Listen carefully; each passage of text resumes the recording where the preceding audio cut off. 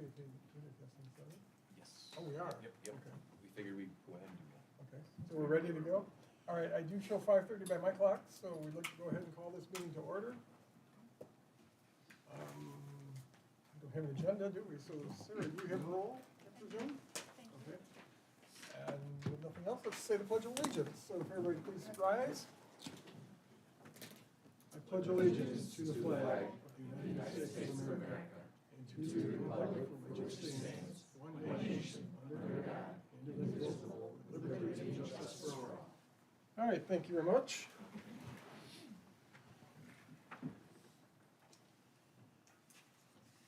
So the one and only thing I believe on our non-existent agenda for this evening is the general fund review, or the, I guess, the budget review. Budget review. Starting with general fund, it looks like. Is that Starting with general fund. okay? So Curtis Dancer, our Curtis finance. can take the lead? Yep, Curtis is gonna take the lead, and I'm gonna pop in here and there, and Okay. tonight we're gonna have basically a very broad overview of each fund, Okay. from the general fund through our enterprise funds, so. Could I take 1 second? I got a reminder, so for the Queen of Scots pageant coming up April 30th, 2022, So I heard. we're all invited to the Heritage Center, the Remick Heritage Center on Alma College campus. There's a reception at 5:30. The pageant begins at 7. And I know this year I'm going to be unable to attend. I've attended many years, and it's a great event. So I'd encourage any commissioners that are able to. I'm sure this invitation includes everybody. So if you can go. I'm gonna try to go. I had a feeling you would be there, Roger, and I'm hoping others can join as well. It is a very nice event. Promise to not throw things at me. And always a lot of talented and impressive people on stage there, so thank you for that. And I'm sorry to hijack the meeting here. It's a great thing, and it's nice to have it back. So Yeah. It sure is. it's It nice to have sure it back. is. I missed it. Great. So Curtis, All right. So everyone, we sent out the presentation on Thursday. I'm gonna tell you right now, I'm gonna go through this very fast and very high level. So, and the goal with that is so that you guys can stop me anytime you've got questions throughout, so that we can. I think this is gonna be much more beneficial if you guys are asking questions as opposed to me just sitting up here reading a bunch of slides. So if it looks like I'm flying through it, I am. I'm gonna do it intentionally. So stop me whenever you have questions. All right, what'd you do? We've tested this like 16 times and it's worked every single time. is it on?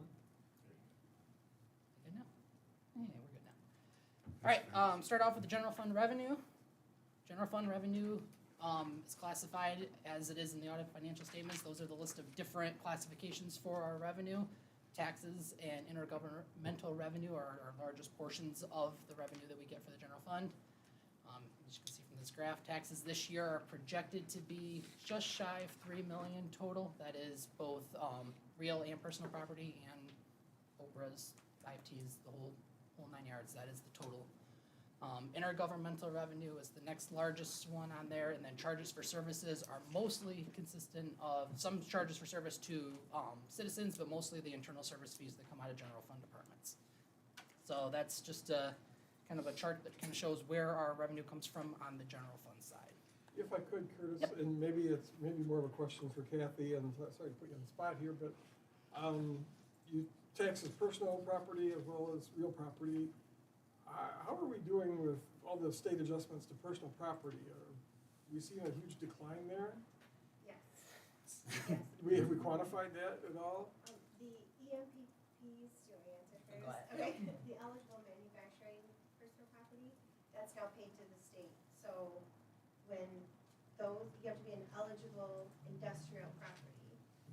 When those are submitted, we, assessors process them, but then it essentially comes off the city roll and gets paid to the state.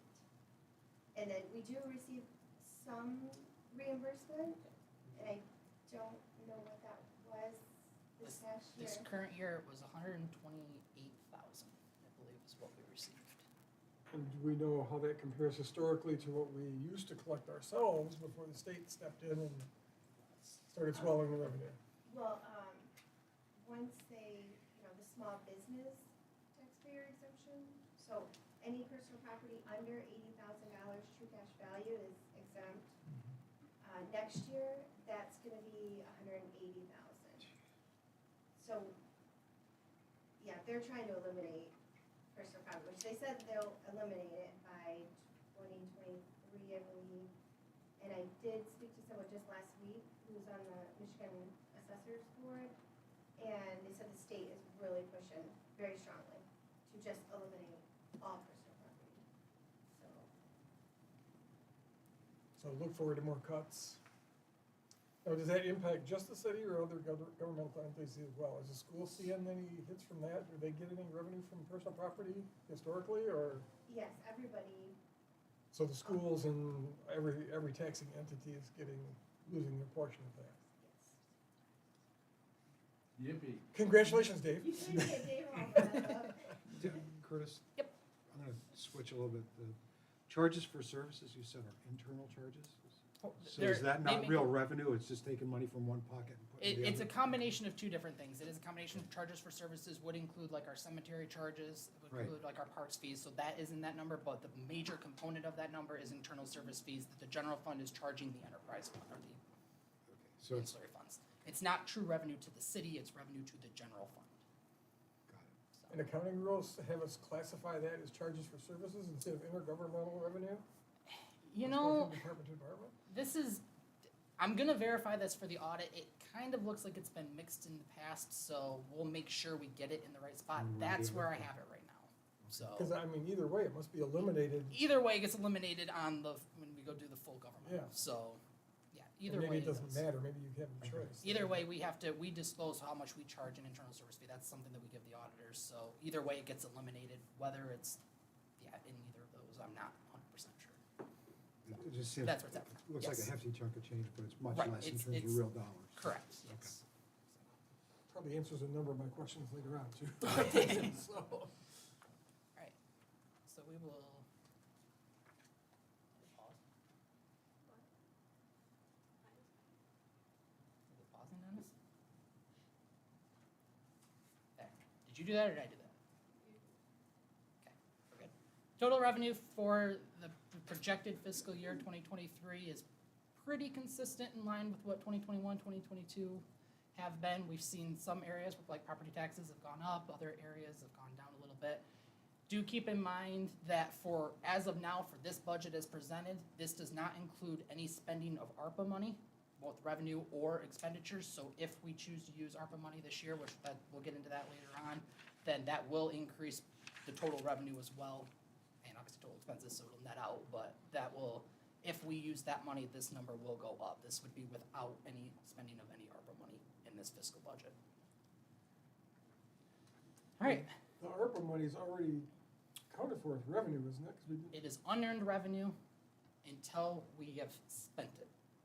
So So it when you is- spend it, you get to book it as It revenue. is on our balance sheet, it is At this not point, on our it's just an income. asset. Yes, it is on our balance sheet right now as unearned revenue. It is not in our revenues or expenditures until we have actually committed the money and spent the money.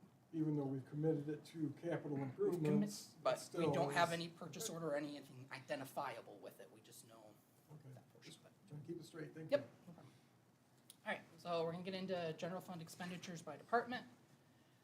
So these are some assumptions that were made while calculating, expenditures. So these are not obviously anything that has been fully decided. These are things that we're proposing here, but these are the assumptions that were made when we created the budget. So if we make any changes to these, we'll obviously adjust the budget accordingly.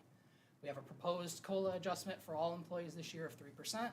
I worked with Human Resources. We did some research on what other municipalities that are similar to our size are doing. Typically is falling in that 3 to 4% is what we were seeing, some 2.5%. A lot of the ones that were under 3% for this year, like 2.5%, also did 2.5% last year, and last year we only did 1%. So we felt, in fairness to our employees, this is what we were going to propose at 3% across the board for all employees for this year. We have some proposed changes to how our merit increases and vacation accruals are working effective July 1st. We have ran this by the personnel committee, given them kind of a heads up on what we're thinking, what we'd like to do. Currently, everyone gets their merit increases based on their anniversary date.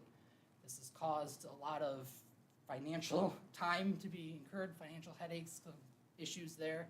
We'd like to move everybody so that all Merit increases are effective July 1st with the fiscal year. It's gonna make it a lot easier for budgeting. It's making it a lot easier to do performance evaluations with everybody getting up on their merit increases at the same time. It's gonna prevent us from having a lot of retroactive play if something gets missed or having to go back and make corrections. We're gonna save a lot in staff time by switching to this methodology. So that is what we are gonna be proposing for effective for July 1st. So this budget is based on that proposition. When you say merit increases, are you talking length of service increase? The step increase, yes. Because we don't do true merit increases, do we? The step increases are merit-based increases. It should be We don't do merit-based. performance reviews. How do we do a merit increase? It's department head discretion whether their employees warrant it, is how we are currently Ouch. operating. That's how it's Some done. inconsistencies. Without a performance review. In some cases, some departments are, and like we discussed, some departments have not. And each department head must sign off on each employee's step increase. Typically, if they don't have a formalized evaluation system, HR will receive a memo that has the department head's signature on it, approving the step increase for that employee. And if there's comments to be made, they would make them there, or positive or negative. That's what's being currently. Okay. I guess I'll go back to, I would like to see a formal performance review process in place. And we think this will make it a lot easier for department heads and stuff to do that, because they will essentially be able to do everybody at the same time, as opposed to when your staff comes up on their anniversary date and having to keep track of all of them and stuff like that. It'll be an annual process where everyone's has done it at the same time, so. We got that. Thank you. Yes. This assumption is based on no new full-time positions being added. It does have positions that are currently vacated being filled, but no new positions being added for full-time employees. I guess, again, I don't want to dominate the conversation here, but I seem to, so. I'm concerned in light of the budget proposal with a $450,000 deficit to general fund, operations. Should we think about freezing all positions and then, maybe releasing them one at a time if it's justified, bring it back here? I struggle to continue to fill things that, if people have held them open and gone without it, maybe time for $450,000 deficit. It may save pain down the road if we just put an end to it now. So just a thought. Modifications to the internal service fee allocation methodology. This is really an accounting thing where basically last 2 fiscal years, we've done it based on, so this would be like your accounting, your human resources, your IT charges that cannot be directly booked, basically the overhead charges to all the other funds. In the past, we've done it based on kind of a modified full-time equivalent employee methodology. It's basically going to be a straight full-time equivalent methodology this year based on the proposed budget. We have talked to the auditors and talked to some other finance directors. I personally have talked to some other finance directors about how they do it, and they say that basically every answer I get is there's no perfect way. This is the way that makes the most sense with the least amount of headaches. So I'm kind of all for that. So that's. I would agree. And unless or until somebody can find, if anybody else invents something out there that looks like a better way to do it, I am all ears, because I will fully admit it's not a perfect situation, but I have yet to find anyone that works any better. So that is what this proposal is based on. Expenditures in this budget were all developed by department heads. Eric and I met with each department head in the city. We went over the budget. We talked about direction of their departments, where they're looking at, what their expenditures are. For the most part, the budget you're seeing today is what the department heads have requested. We did make some slight tweaks based on some conversations that we've had, some mostly decreases based on some of the conversations we had, but we did those all with department head input, with department head signing off on those, so there is we have not gone through and taken anything out of the proposed budgets that the department heads have asked for at this point without talking to them and them basically signing off and agreeing on it. So just as a clarification of where we're at this point in the budget cycle. And then we are proposing in here rate increases for our enterprise funds, so our water, our wastewater, and our yard waste, and I'll get into those, because those will probably involve a lot more in-depth conversations when we get to the enterprise funds. So just some kind of basic assumptions to keep in mind as we go through the budget. All right, so we're gonna kind of fly through these ones now and then just stop me wherever there's questions. Basically what I did, as you guys probably already saw, each department within the general fund has 2 slides. One slide that lays out who is the department head directly responsible for overseeing the budget for this department, the number of full-time equivalent employees for that department, projected revenue if they bring in any, if a department specifically brings in any revenue or internal service fee charges, then their total budgeted amount, which will tie to the next page, which is their full expenditures, to get the net amount that each department is costing the general fund. So, city commission, Eric is city manager. Eric is in charge of making sure that, or in charge of this budget. Full-time equivalent employees is 0.35. Total expenditures is 62,000. You can see the trend, 3-year actual trends from 2019 through 2021. Then the budget, projected budget as of 2022, and then the proposed budget of 2023 is how each of these departments are laid out.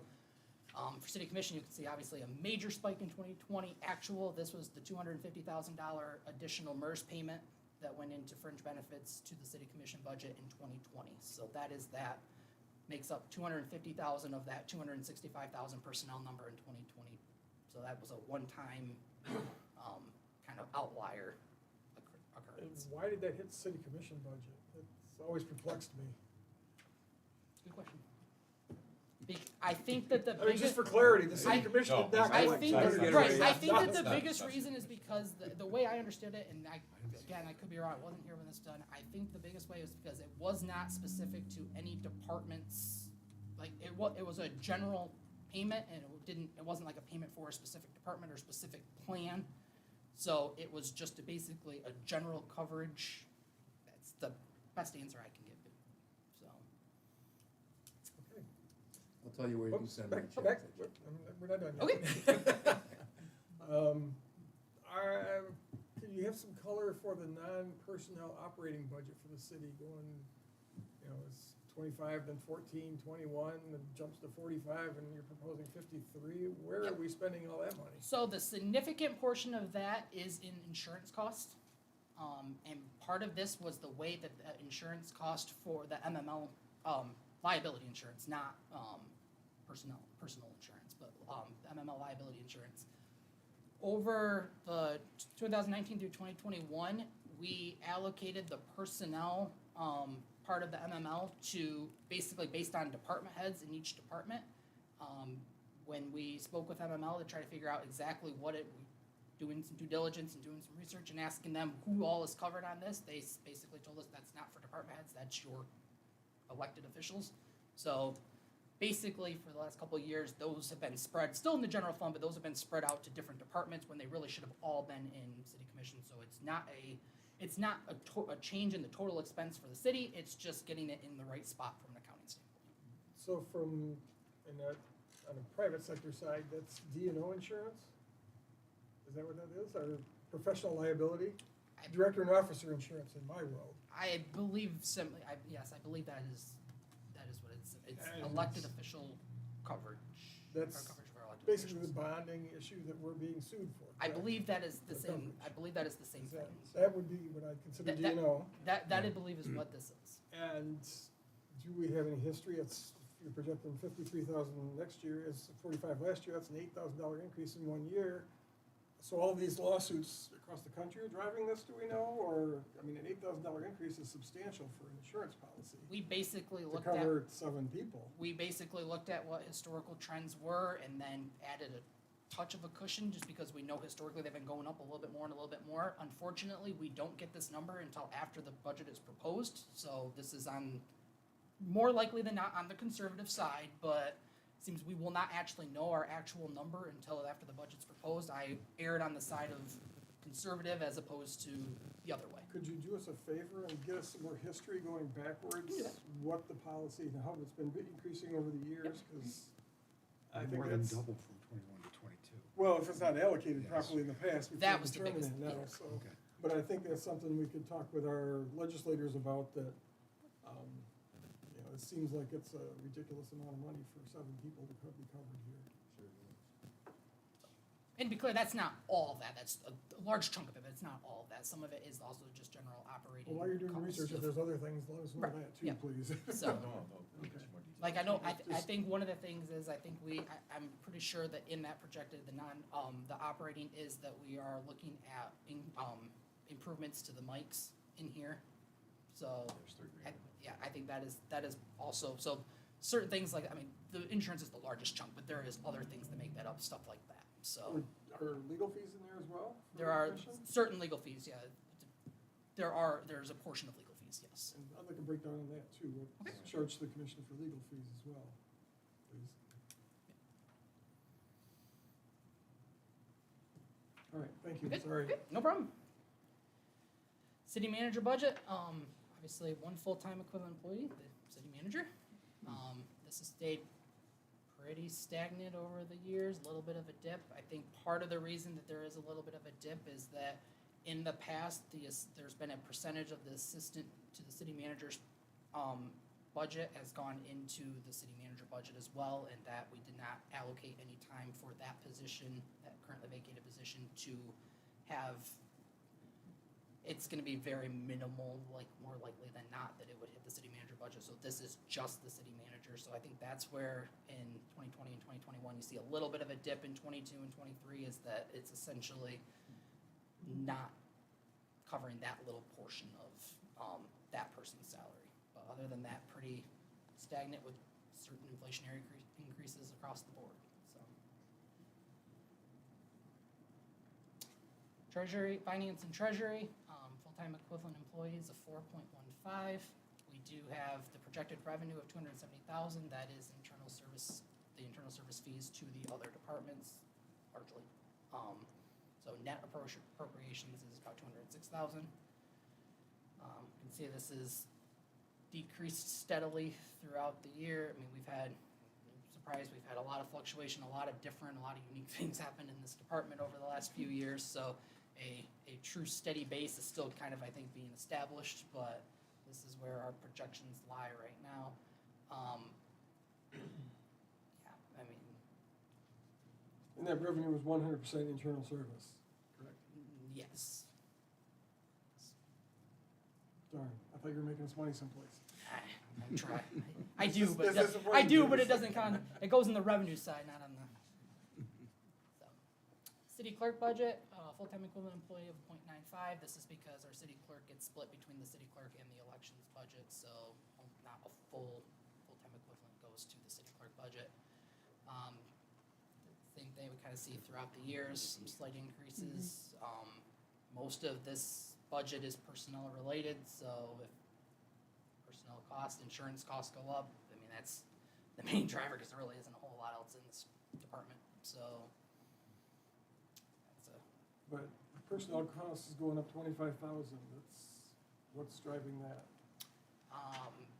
the biggest portion, I mean, you get between the COLA, proposed COLA increase, proposed step increase, and insurance costs. That is a large chunk of percentage increase. And this is city clerk, right? City clerk, yeah. Does that make sense? What am I missing? I mean, Well, 50, 40, I think 10. some of this too is it wasn't done correctly in the last year, so we're trying to get it back on balance, so the numbers might, like, correct me if I'm wrong. If you look at the 22 projected budget, we're still working through, I'm guessing that number's probably a little low, based on how it was proposed in the budget for 2022. My guess is it should be more in line with how 2021's was, maybe a slight tick higher, so that it's a little more of a consistent line up, because costs go up every year. So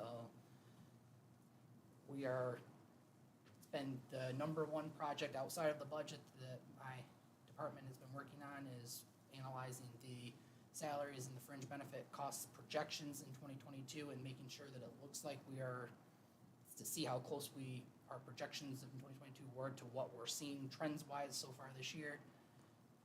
It looks like across the board, probably budgeted a little low for those, so if you kind of take that outlier budget out, and you're looking at a pretty steady increase year after year. So if it was budgeted low for 22, I mean, was that money someplace else in the budget? That is part of what we are analyzing right now, is trying to figure out if we are low because Because we don't seem to have a lot of extra money in other departments. Right, and we're in the process. I don't want to speak too much of it because we're in the process of analyzing it. We're not sure if it's one of those things that, it looks like what got done is a fringe benefit number got calculated across the board as a certain percentage of salaries without really taking into account certain factors as far as whether or not somebody has an HRA, whether or not somebody has whether or not they're full-time, part-time. It was just a certain flat percentage was used. So in some areas, it looks like the numbers, if you have like a department with a lot of part-time employees, you got the exact same percentage as a department that had all full-time employees, a percentage of your revenue. So some look like they are coming in a little bit low, some look like they're coming in high, just based on where you're at. So, but like I said, I don't want to commit too much to that because we're in the process of researching it. Okay, so what I just heard is we didn't charge the departments the way we budgeted. If we charged it at 10% or 15% or whatever it was of payroll, if that was our budget, and we laid out the budget that way, then we didn't charge it that way throughout the year. Total compensation was calculated at Based on salary a percentage of the plus a salary. certain percent. Actual expenditure for total compensation would vary by employee. Like So- we have an. So one size doesn't really fit Right. well, but Like- for budgeting, that's what Correct. it did, so Like- some were under and some were over. Right, like we have, one of the options for insurance is an HRA plan. If somebody maxes out an HRA plan in a year, their fringe benefits number is gonna be higher than if they don't use their HRA plan. But we don't charge departments based on the actual usage, do we? The fringe benefits flow with the employee. Down to the employee? Yes, if the person's salary is in it, the person's fringes are in it. As opposed to, Seems like a challenge. it's a budgeting, yes, it makes a Is budget. that state mandated? Do we know? I guess I can't answer that. I don't. Because I don't know if it it's state seems to mandated. me, like, my experience, your fringe costs are 25% for insurance or whatever you program, and you do just allocate it across the wage base. And not only for budgeting, but then throughout the year. If you spend $100,000 in wages and 20% in benefits, you're 120 for that department, rather than punishing a department because they may have some event for their employee or something that, or some employee chooses, it doesn't need insurance. You want to incent departments to hire people that don't need insurance, or, I don't know, and maybe you do. It just seems odd. I thought it went person to person. That's how it's been the last few years. Again, I don't know if there's Calculated another as a option. percentage. I was gonna say, I don't know if there's an option out there where you could theoretically, charge percentage and then have a separate fund that is a pool of insurance costs that you would then have to You fund just allocate through the out, general fund and then percentage. allocate. I mean, that's not, either way, I think you're gonna get into so. But currently, how we've had it in the past and how this budget is presented is that your fringe benefits cost follow your salaries cost, so. Okay. Okay. Information technology. Currently, we do not have an IT department per se. Currently, IT costs are being kind of absorbed in a few different places, mostly in the finance department, some city managers, some buildings and grounds, it's kind of all over the place.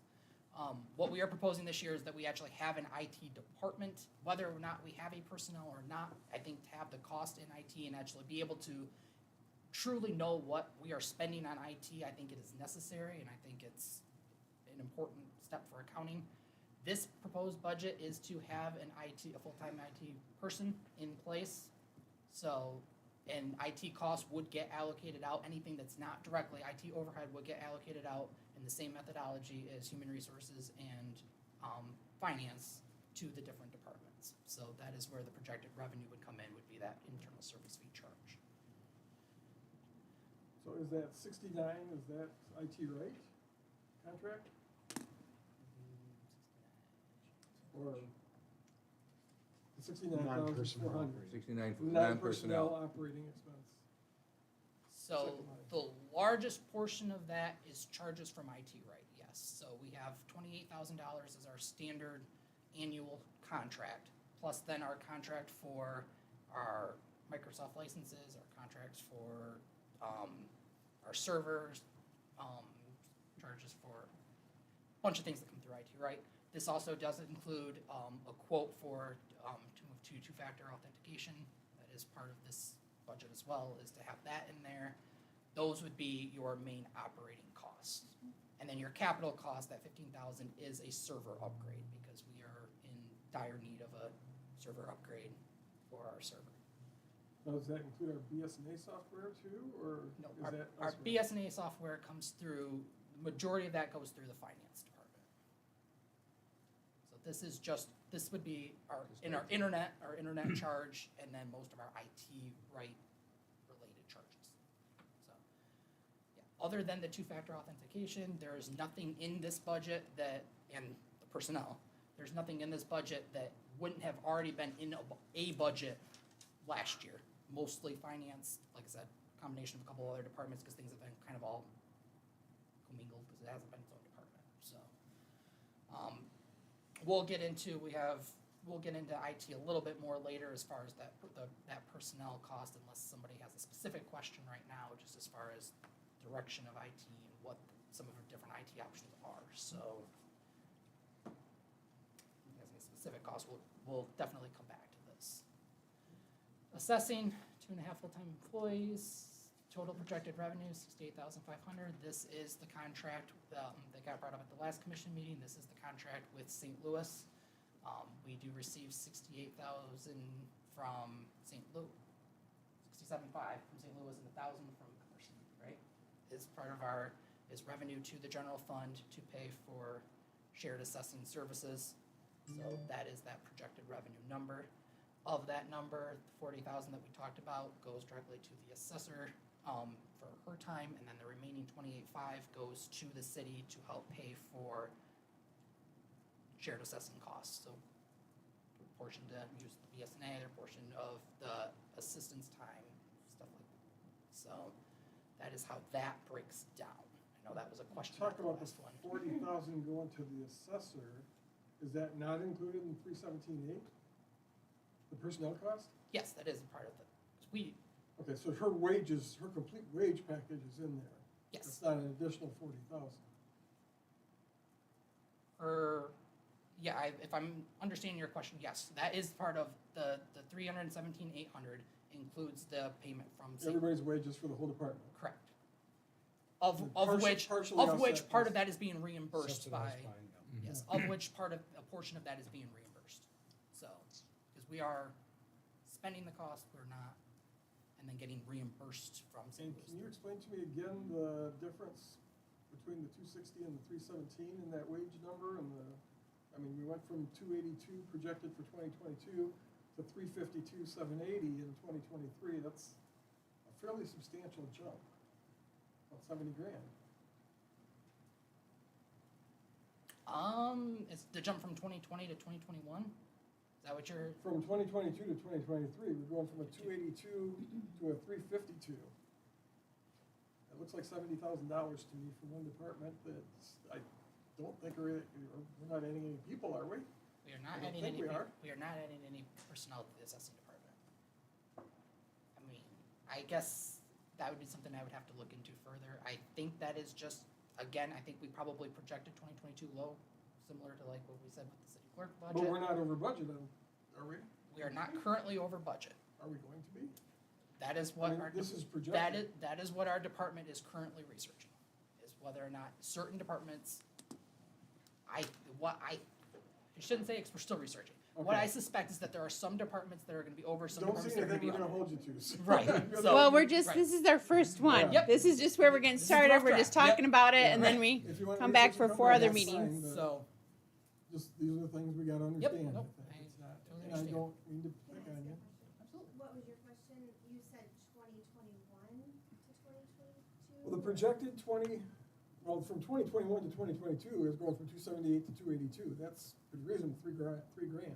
But from 2022 projection of $282,100 to a 2023 projected expenses of $352,780 is a $70,000 jump in expenses for the year. So, 2021 was an error on the former finance director's part. I have documentation to show that. I've already discussed it with the finance director and the city manager. So that 2021 number, Well, the 2022 number is what I was looking at. I 282, don't- Is that wrong? I don't Then think so- that 2022 number includes that $40,000 budget amendment from the last meeting. I think that is, I believe that is the case, because this presentation would have been done prepared prior to that approval. So I believe, again, I will look into it and verify that for sure, Okay. but so I the believe error that is, carried over. so is I, what- yeah, I believe that is the case. So, and I believe that would explain that projection, because I do think that this was done before that budget amendment. So I do think, but I will look into and verify that and get back to you guys on that one. Okay, thank you.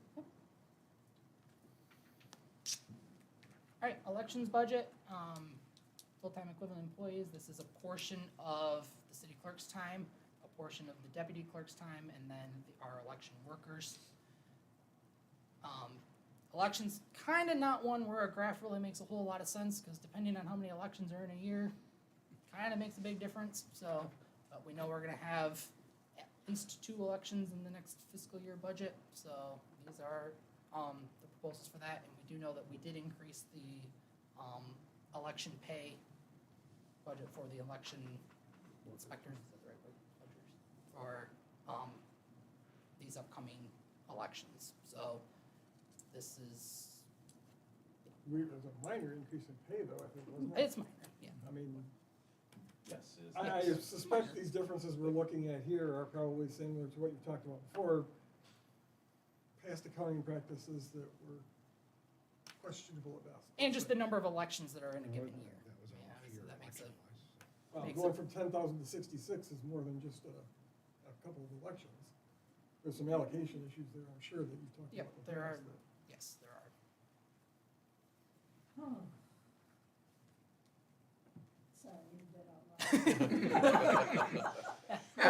Always makes me feel good when the person right next to you thinks so. I know.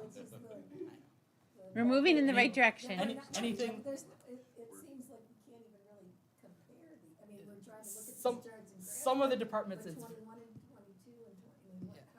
how's that, I mean, I'm not by any means a whiz, but when you go from 10,000 to 66,000 in 3 years, I mean, I don't know how. And for 10 years, we've been told that this is the year we're getting it straight, so, and. so I'm going for number 11. Yeah, well, it's probably been longer than that, Curtis, but I do have a little more faith in this year than I had in the past, but I still have to be doubtful, so Nope, you I, gotta prove yourself, my no, friend. I've, No, that's what I've what said it Curtis before, is this is- providing is, fund by fund, so what's really here, so you're seeing it here in black and white and big letter, big numbers, so there's no, like, we did try to sugarcoat something, but this is, we're doing our best to make sure this is realistic to you, as we work through this. And I hope you're true, and honestly, I think we're getting better answers this year. I think Curtis seems to be much more knowledgeable than the answers we've had in the past, so I am pretty getting pleased with That's a it. drilled. glass of wine. after I know. You need some water? Glass of wine. I'll break here soon. All right, buildings and grounds, buildings and grounds, 2.5 full-time equivalent employees. These are essentially the public works, employees that are spending their time in buildings and grounds. So, biggest thing here is obviously capital, significant capital budget projection this year compared to last year and years past. We've, I think, not a super big secret that we have not done a ton of capital projects around at City Hall over the last couple of years. So this is kind of partially getting back on track. Of the capital, just a quick rundown. This includes, in this particular budget, this includes City Hall security upgrades, an upgraded AC and furnace replacement here. I think AC is in the police and furnace is here. Yes. AC's here, furnace is there. The municipal parking lot and fire approach, which was originally budgeted for this year, but is being pushed into next year's. And then the public parking lot out here, Seal and, Seal's right out there. So those are the capital projects that are in this budget. Also with personnel, this is another thing where in the past, we've been inconsistent with how we've charged personnel time and to the different departments for the public works. So we are getting more back on track to how we're supposed to do it and more accurate there. Plus, we're doing more. So part of the big increases this year are that we're just flat out doing more stuff, and part of them is some accounting I don't want to say changes, some differences in how the accounting is being done than how it's been in years past. So Curtis, the capital projects, you mentioned a whole lot of stuff for $147,000. That seems low. 263. 263. Where am I? 147 this year. 147. Yeah, 147 is All the the way to the current right, budget. Josh. Okay, yeah, that's what I am. Two- But under capital, 263. 260. I'm sorry, okay. Right, 263, I'm sorry, wrong column. What about the non-personnel operating? I mean, that seemed to be pretty consistent there for around 60,000, now going to 2.25.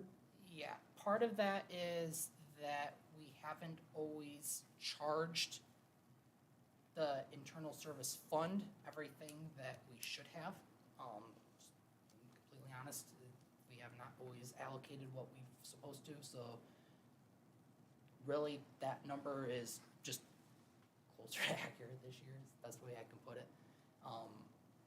We have not, yeah, I mean, that's the best way to put it, is that is, the budgeted number is based on projections, and it's just, includes some things that were being left in the internal service fund and not charged out in the last couple of years, that shouldn't happen. I mean, it's an internal service fund, all costs should be allocated out to somewhere. This is the general funds portion of that. And to be completely honest, that could have been spread out between some of the other funds that take up some of public works, so that we had a little bit smaller of a difference here, but then had bigger increases in all of our other general fund that are impacted by public works. But we chose basically the overhead of public works charge, just to put it in one spot, as opposed to trying to spread it out between 8 different general fund accounts based on some sort of crazy Overhead application. of public works. Yes. What's, I guess I'm confused a little bit here, what's in that? Basically, any cost incurred by the Public Works Department that is not a direct cost to a specific project. So, So is this the garage then? The yes, maintenance motor pool, garage, yes, motor pool? maintenance garage, motor pool. So, It's in buildings and grounds. that is where it is right now. If that is something that the I- commission would where like to have- have spread out, Do you know where it's gone in the past? I'm just trying to figure out where. at least of the last 2 years, it got left in internal service fees and basically was eating up the internal service fee department fund balance, because we were only direct costs were being allocated out. The overhead was not being allocated out, which should be, I don't know, was allocated out. So, So where does that roll up into the larger budget then, the maintenance garage? the maintenance, it makes it Where so do we see that the offsetting entry to this for prior years? It makes so the maintenance garage essentially had expenses exceeding revenues over the last couple of years. Now this year, the budget is a balanced budget there, because everything in the internal service fee account is being charged out somewhere. Okay. So where was that deficit from prior years? Where are we gonna see that in the budget from your projections for 22, for example? I mean, there's apparently, should have been a lot more money on this page allocated towards buildings and grounds. Yeah. Where are we I- going to see that? I think we did a better job with the 2022 projections of spreading them out to those different funds like I talked about, as opposed to just lumping them all into this one. and we, But you're telling me there's $180,000 difference here. Where's that allocated out to?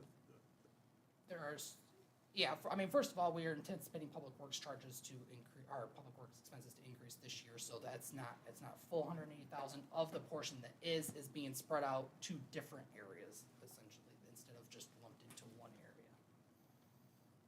Based on Okay. current account, the way we're currently accounting for it. So this is more of a, I know I'm not doing a very good job explaining this one. No, This- you're bringing it it's- all it's- into one. it's- Instead of having it divided up, it's all under this building and grounds. This is not in. Instead of separating it, This you're is not, explaining it. this is not Fine. any additional cost to the city, this is more of just how it's being accounted for on the books. It's not any additional cost, I guess if that makes any, Right, you're not separating out through all the companies, you're holding it under the all of the things that are the general. captain of the fund, ship or yes. the mother of the ship. So, Curtis, was there an issue to that to help explain some of it, at least that I know lately? Like last year, when the budget was adopted, our parks fund, like, was cut somewhere in the later months to $20,000, which within the first couple months, we were over budget on that. Somewhere along the line, some of those funds got cut, I don't know if it was to balance the budget or what it was. But that explains some of that increase that they're questioning, where these are more real numbers as opposed to something last year where there was a superficial cut across the board that was never achievable. it's a little more complicated than that, but I didn't know if that helped. in a explain some of it. roundabout, in a roundabout way, there were some budgeting issues and some actual issues in the past, that being indirectly related, not exactly one-for-one related, but indirectly related, all in the, we have had, for the last 4 or 5 years, how Public Works has been allocated out has basically, I think, changed every single year, because I think every single year we think we've got a better way to do it this year, because we did it not a good way last year. So, back to 11th time's a charm. I think this time we finally, I truly think this time we are headed on the right path of actually having one that actually, once we can get it and have it make sense, I think it'll be something that we can use going forward, that makes sense going forward, and make sure, my biggest thing is making sure everything gets accounted for, because that has been missed in the last couple of years, where we have not accounted for all of our costs in our budget, and that has resulted in some big budget amendments, because, whether it's because something got slashed, or whether because something got missed.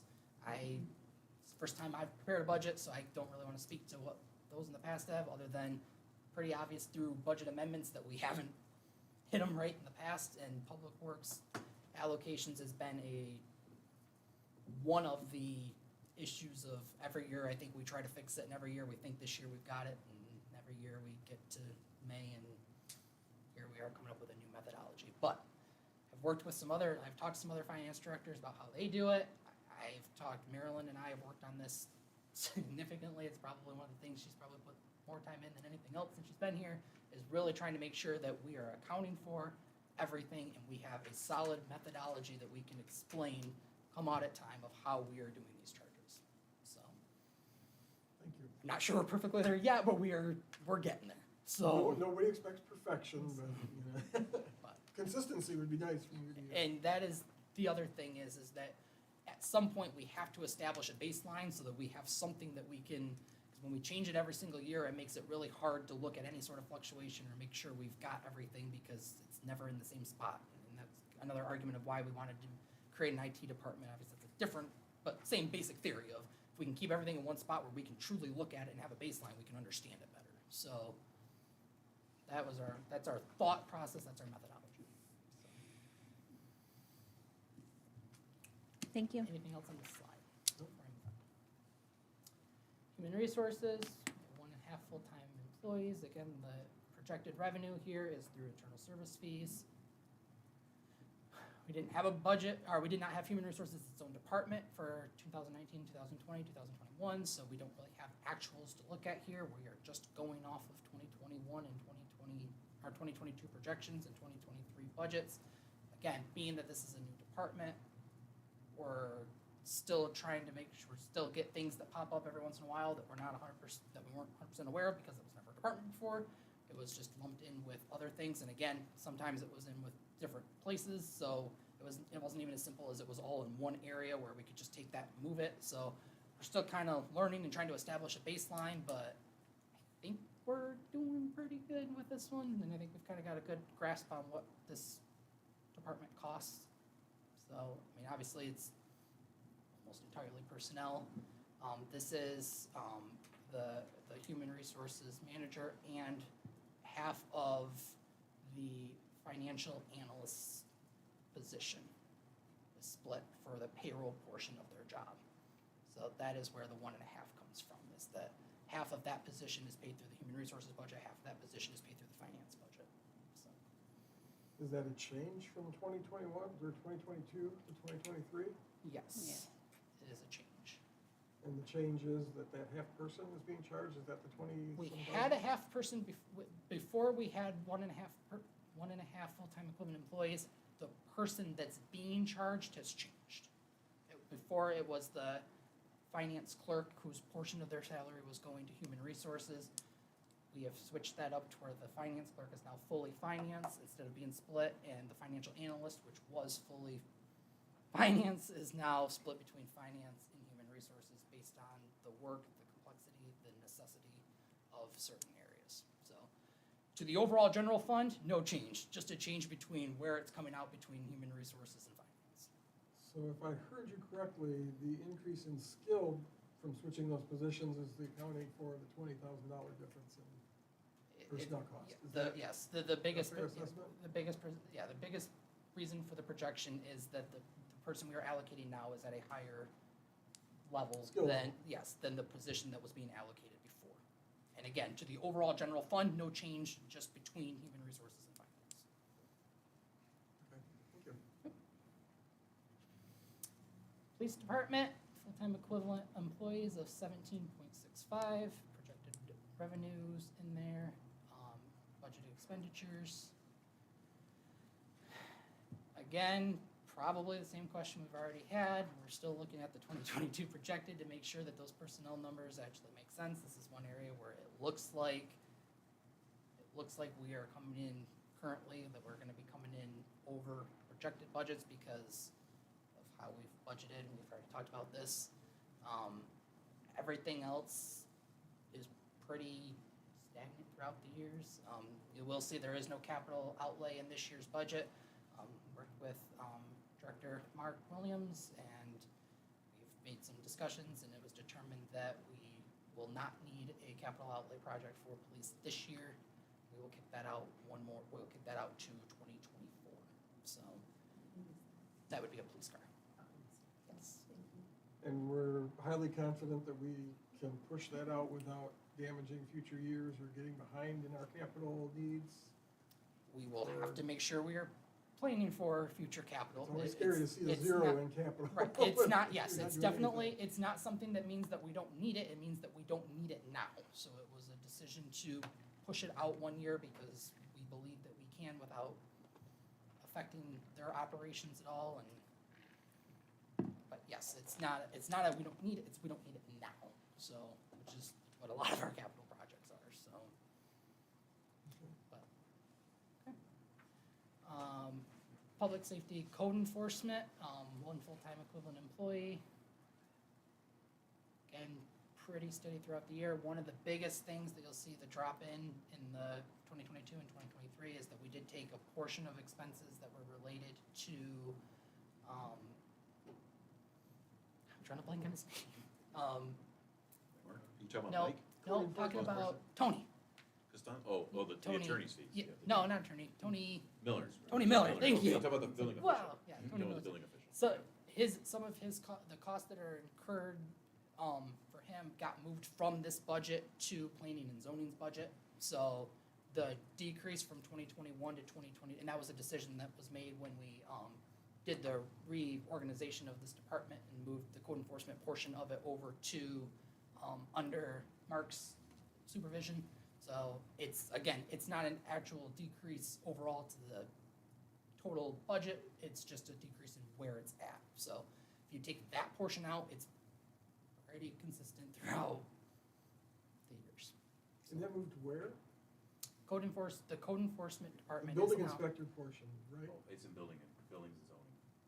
Planning and zoning. Planning and zoning with, the building official, we moved that over there.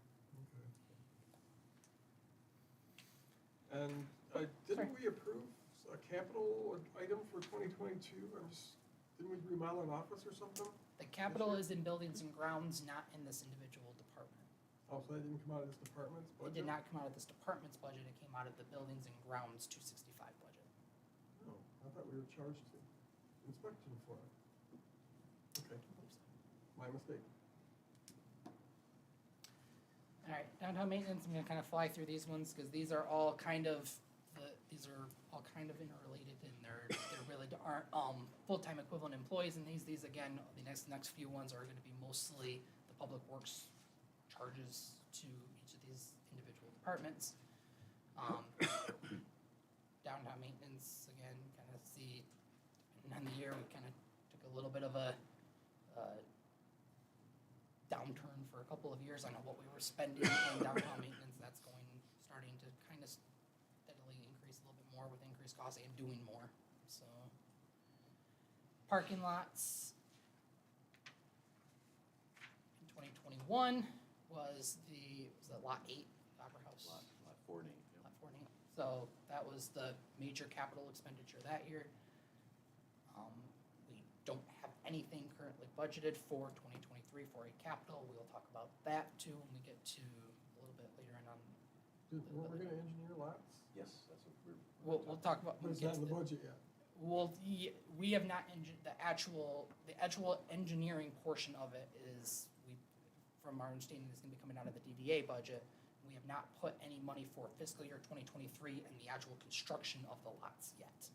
So that is, again, we will, when we start talking about the ARPA funding and or going forward with that, we'll get into the parking lots a little bit more. Sidewalks.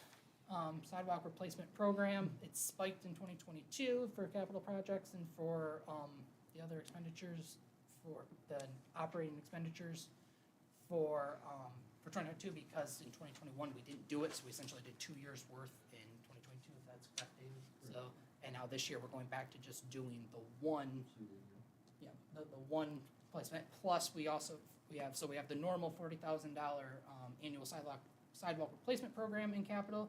And then we also have in the budget for the Charles Avenue rail trail extension. That portion is in the budget for the current year. So those are the two capital outlays that are in here. Rail trail. That's the Yeah, one the we chunk of talked the about sidewalk. last year on the container to connect from that last portion of The extra Okay, line. it's sidewalk, it's not shared rail use trail. path. Yeah, the sidewalk. It yeah, starts that's at the what- rail trail. Shared use Yeah. path, that last Sorry. section from Yeah, the rail I trail. apologize, I goes should've- To the connector with the apartments from the container. Non-Act 51 Public Works is very, very minimal. This is another area where fluctuates year to year just based on how much we do. This is, I believe, mostly the maintenance of like our parking lots and stuff for like snow removal and stuff for city-owned properties. Engineering, total FTEs of 1.55. See the projected revenue there is also through internal service fees. Engineering's been decreasing slightly throughout the years. Part of this is difference in accounting and just how things are how certain people's time is being allocated. Part of it is decreases in cost, so.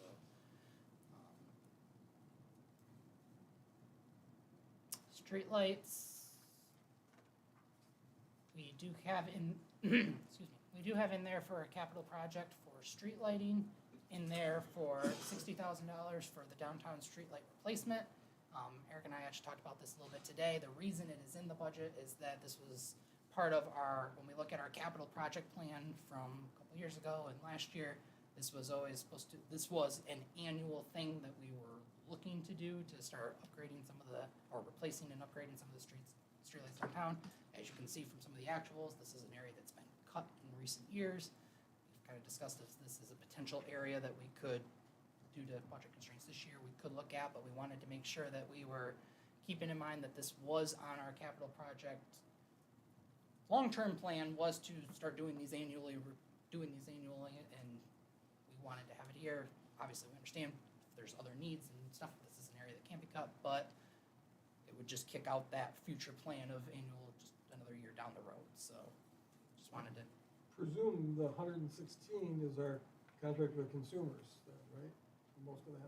Yeah, almost For entire, all the, for the every corner in town that has a street light. Yeah, that is the majority of that, yes. Riverside Cemetery, full-time equivalent employees just shy of 2. See, this is an area where we've decreased over the last few years. It's kind of plateaued a little bit.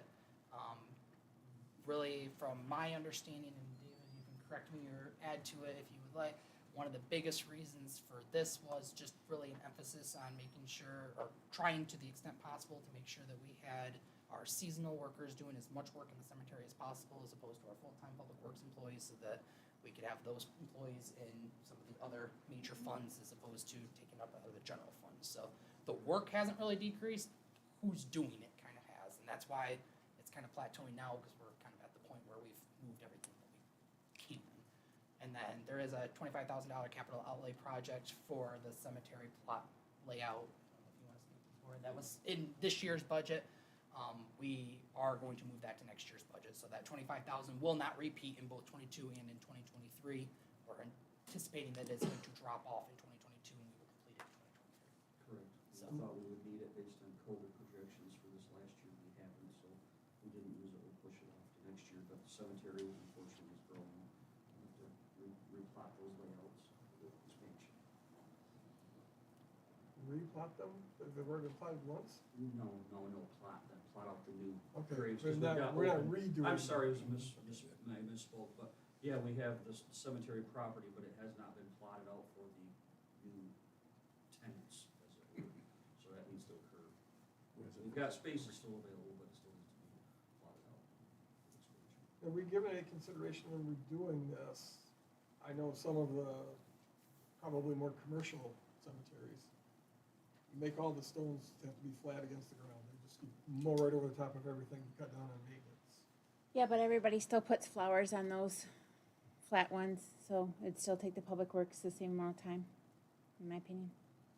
If you get rid of the flowers, they don't. Well, we're not gonna tell people they can't put flowers on a grave. That's Yeah, to be more not- business friendly, it would be nice to do those types of things. And the new portions, that's where we have pushed towards, but that is definitely something we look at to do. I know the staff, all of us would be very much in favor of something like that, but as Michelle No. mentioned, there is a number. I highly disagree with that. Okay, well, there's a number, but there's a number, well, maintenance friendly, look at it just from that, aesthetics is a little different, but she's right, there are people that put up decorations and that sort of thing that you can go around and replace. Well, maybe we could do a combination of those that would care to pay less could have a section that would call for less maintenance, and those that would care to have Well, the option to do things could pay a higher fee for the additional maintenance it's gonna cost. let's just state the fact of what we've heard about trash cans. I can't imagine what we would hear if we decided that they couldn't put stuff on graves. No, if you gave them a choice, you have your choice. That's another subject, another day, but I highly disagree on that. So, that doesn't have anything to do with the budget, so we'll just keep going. Cause we can't decide that today. Planning and zoning. Time equivalent.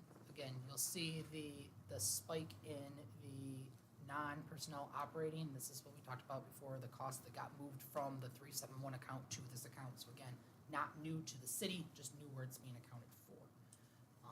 The personnel in this is for the currently vacated assistant to the city manager position that if we were to fill, would take over the planning and zoning stuff. So that's what the personnel, and why it's down compared to the last couple of years, because our current assistant to the city manager is no longer in that role. So that is those costs. Economic development. This again, personnel is pretty straightforward. It's the same thing with planning and zoning, 'cause it's the same personnel discussion.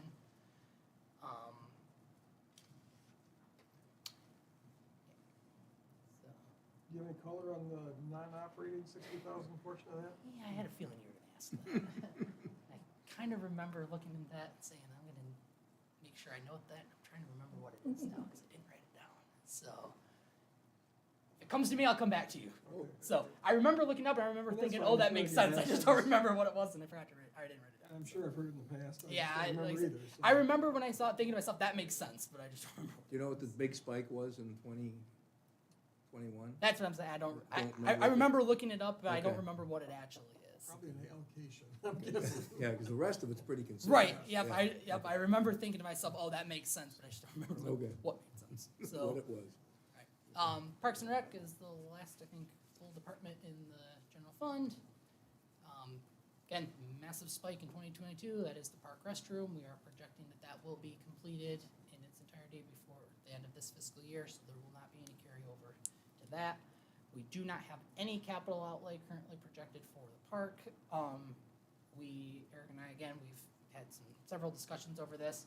We are going to still very actively seek out grants, seek out other funding opportunities to try to get some capital for the parks, but at this time, we have not put any in that would come out directly out of general fund that wasn't covered by some sort of grant. And if we ended up finding a grant that had match funding or anything like that, we would come back to the commission and ask if that is something that they would like to pursue. But at this time, we are not adding any capital to the parks budget. What about, we've been talking, and I think we kind of promised the community a pocket park down in that, next to the art center, between the art center and the Strand. I thought we had something in the budget for We that. put that in Wood Fund for between the Strand and the Art Center. That's not parks? Where did we put that budgeted number for the stamped concrete? and The alley. Is that all the that 203? stuff? Credit and community development. Community development. Okay. That's where we just kind of held a number within the budget. Yeah. Okay. We could look at it as a pocket park project, or like with that 80,000 down at the Yeah. county. I just thought Yeah, that, we had it that's in why I here. didn't see it yeah, here. yeah, yeah. We called it a pocket park, I said, at some point. so. Yep. Okay, other departments within the general fund that don't have employee or for whatever reason didn't feel like they needed their own slides, basically. Fireboard contribution, there's just one charge in here. This is the contribution that the city makes annually to the fire board. The fire board at this point has not adopted or approved an adopted budget. So this is still also a projected number at this point, but this is the number that has been proposed to them unless something changes.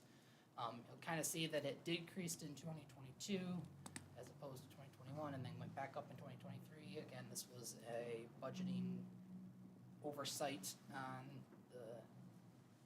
our team of not including some charges that were supposed to be charged to the fire board in the 2022 budget that have been corrected for 2023. CARES Act money, So if I could go Oh, yep. back to the fire board, because we had a meeting this morning for fire board. We did. The charges that we didn't charge to fire board, because that gets allocated out between the various entities that are members of the fire board, the small Yes. townships and ourselves. The money we didn't allocate then we're eating, is that The, my f- understanding? the fire board, I've worked with Mark, and we believe we can absorb that entire cost into the already proposed budget for this year by moving some things around so that can incur it in the current year without having to ask the members for more money. That- okay, that's what I was. So it was in that formulas that we saw this morning. Yeah, what we're talking about there was our internal service fund. Last year, we only put $2,000 into that Okay. internal service fund. This year, we have 37,000 into it. Somewhere in Yeah, there. 37 into it. So that's our And true, what we You did a need. nice job explaining that this morning, Mark, so thank you for that. I was a little confused on where it was going. Thank you. Emergency Management CARES Act, that is money that we have incurred specifically in response to COVID and mostly through the expenses incurred through revenue that was received through different grants. We are not projecting to have any more grants or spend any more emergency management CARES Act money in 2023. So that is dropping off, but that is for historical and for seeing how our budget compares to previous years. Those are amounts that were incurred in the previous years that will not be repeating this year based on budgets. Airport contribution, used to make an annual $26,000 contribution. Last year it was decided we decrease increased to 6,500. We are not projecting to do any sort of contribution to the airport for 2023, so that is also now at 0. If our, reason for that is, we are working with, Commissioner Limmerman, to move the airport operation to be a county, run airport. So that's what we're working on, and that's why we're not, Good. proposing anything, we're not asking for anything from the other entities either. We're just, we're gonna use fund It'll all balance. come from the county? What's that? It will all come from the county? Yes. Be a The name county would be a airport. county airport. Gratiot Okay. County Airport, like the name implies. So the 6,500 from this year, is that already spent or LA? That was the first quarter. Yeah, that was the first quarter. It was decided. It was decided last And year that before we were we going to pay stopped. for the first Yes. quarter, and then we were going to stop. So The other that is- entities decided they were not gonna right contribute. once. Yep, That's we when made we the decision stopped. that we were going to stop after So one we never quarter as paid. well. So yes, that's already been allocated. to Thank them. you. So. Library contributions, the amount that the general fund contributes to the library. Again, this has been, I don't think any secret, hot topic over the last few months. Used to be, we were contributing $175,000 in 2019 and in 2020, and a few years prior to that, 2021, we did no contributions. 2022, we have agreed to a $75,000 contribution. This has created the deficit that we saw last year in the audit that was noted in the audit, and the proposed bigger deficit until we do something about it for this year. So the $300,000 projected 2023 budget is just to what the city's contribution would be to keep the library operating the way it is going forward, with about 7.5% cut to non-personnel costs, but no cut to personnel or to Utilities. yes, any of that Utilities stuff. and highway Yeah. fees. So basically the discretionary portion of it. So that is the number in the budget, and we'll see the library in a little bit. So again, and we've got a couple other slides we'll probably go into quite a bit of detail on that in a little bit. And then debt service payments, we had a bond or note or something in the general fund that was paid off in 2021. So that's why that's 0 going forward. So that's your general fund. Where we are currently sitting through this entire presentation is that we have projected revenue of about 5.4 million. Projected total expenditures about 5.8 million. That can be broken out between personnel, non-personnel, and capital outlay, as you can see there. Gives us a required reserves that would be used if we didn't make any more changes to this of about $450,000. Again, this is the first budget. This was based on department requests, minus some cuts that have already been made, but as presented, this is what it looks like. So we're gonna let Eric take over for some of our major questions now. And that's kind of where it takes us to some questions that we need to start thinking about. Obviously, we didn't get to a deficit where we're at right here overnight, so take some time to look at it. But as you mentioned about the parking lots and such, we have our ARP money that we received, $930,000. We've also received that additional $274,000 from the county.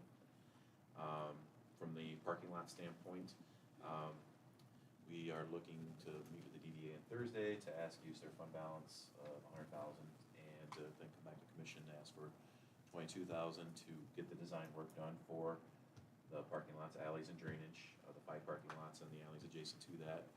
That'll be about a 6-month project. Okay, can I ask one question sure, about go that? Okay, Yeah. so the DDA has about 115 in it. Yes, it does. So we're ordering trash bins ASAP, hopefully. Have they been ordered or they're gonna We're be gonna ordered? meet, when we meet on Thursday, we'll decide on the style they would like. Okay, we need those babies. Yes, yes. Okay, so where are we gonna make up money back to the DDA to help us out if we're gonna take it down to 100,000 plus orders? So we're basically taking it down to 0.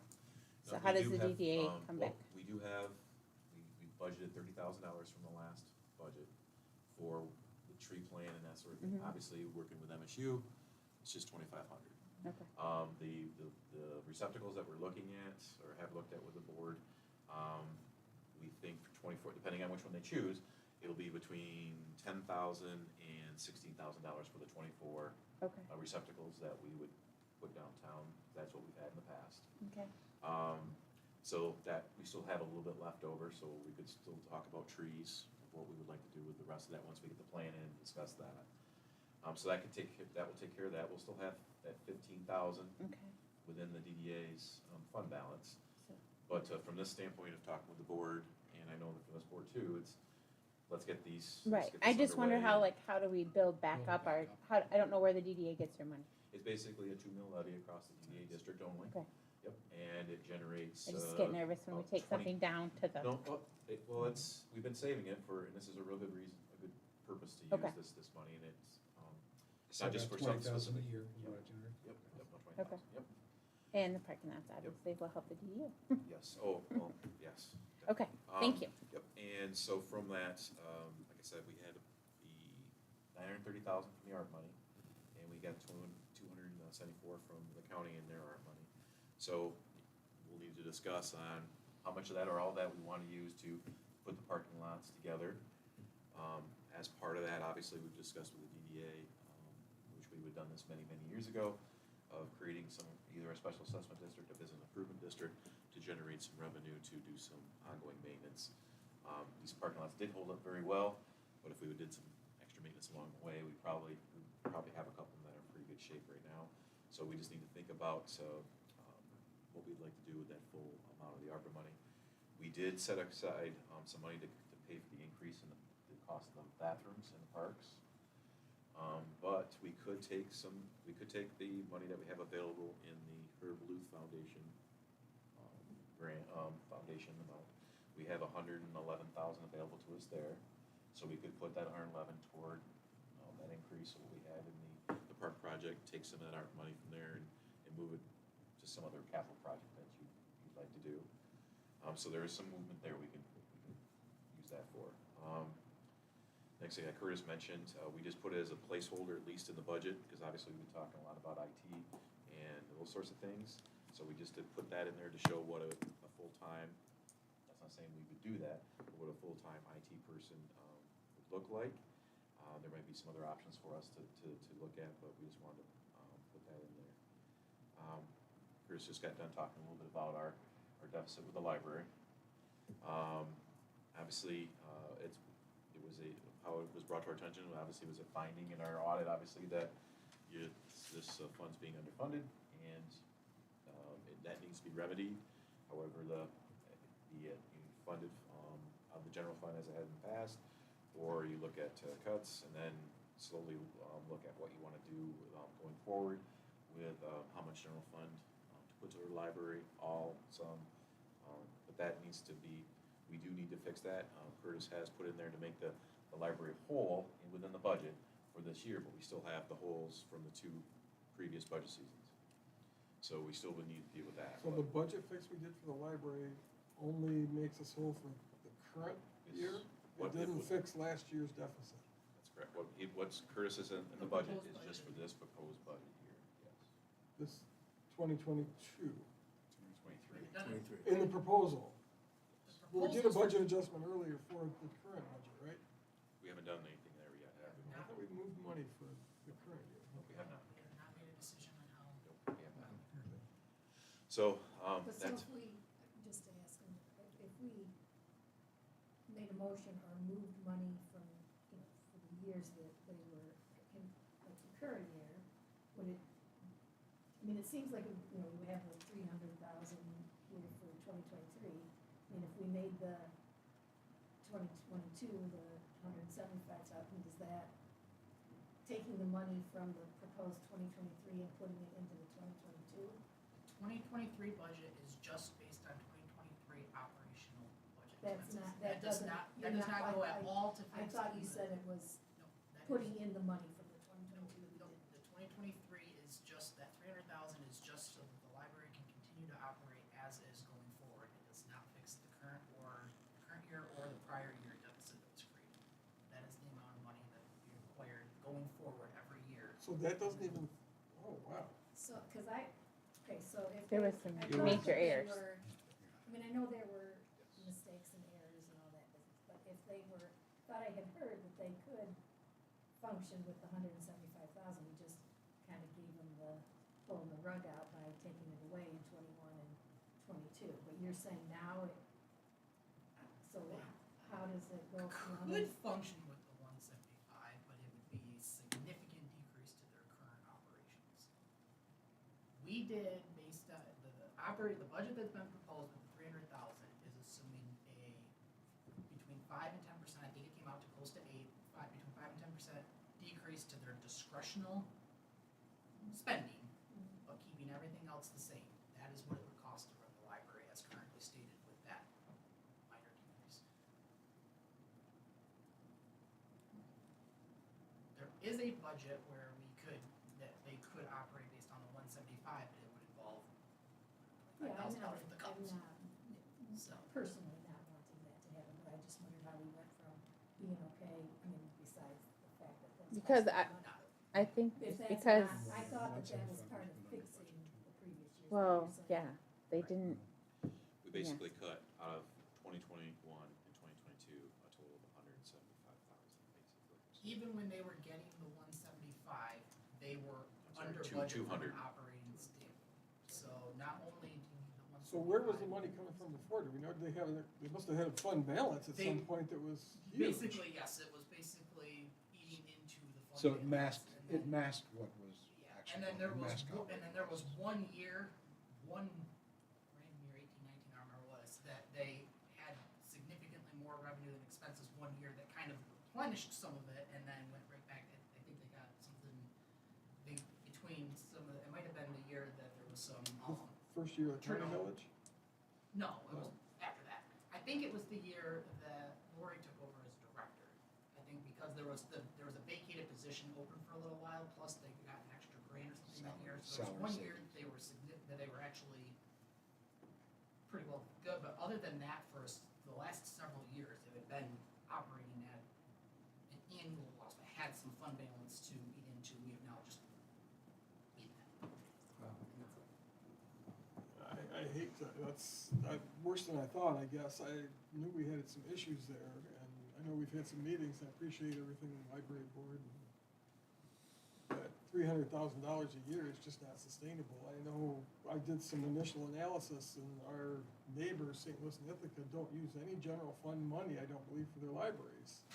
I know they only have a staff of 1 or 2, I think, but it just doesn't make sense to me. I had trouble wrapping my head around it, that we're $300,000 out of our general fund, and they're all living on. I don't think we can compare those, I mean, I know we've had this discussion in this. And I know the services are probably better, I'm sure they are. We've got It's like huge apples to oranges. staff, There's and, no way to compare them. but can we afford a $300,000 a year? Well, can we afford to have a operation. building that we built just with not being utilized? I mean, I don't know that that's good for the city either. I mean, I'm not sure what the answer is, and I am disheartened to hear that. I thought that if we I thought from various discussions that if we maintained the 175,000 that we had been doing, that they would be able to manage, so I'm confused. Yeah, and like you, I thought the 300 would catch us up and Yeah, make I thought everything so too. whole, and we I could go thought it was forward. making back years whole and moving us forward, but I don't. so basically in 2019, 2020, 2021, they were in the whole 175, and $300,000, basically. Because they only got it set 175, and we're saying roughly 300 to run it. So we're down $300 or 350,000 there.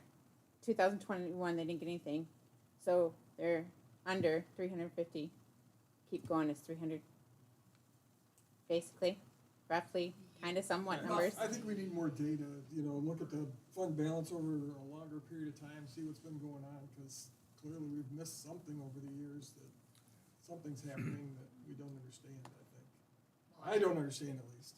Yeah, and I think the biggest confusion personally, I think that the biggest confusion over the last several years is when the budget, and again, I wasn't here, I'm just speaking my personal thing, what I personally think, is that when we've looked at the budget in the past, we have looked at the revenue that comes in for the library debt as revenue to balance the budget. Well, that money is restricted for one specific purpose, that money is not operating revenue. So we spent it twice, So- basically.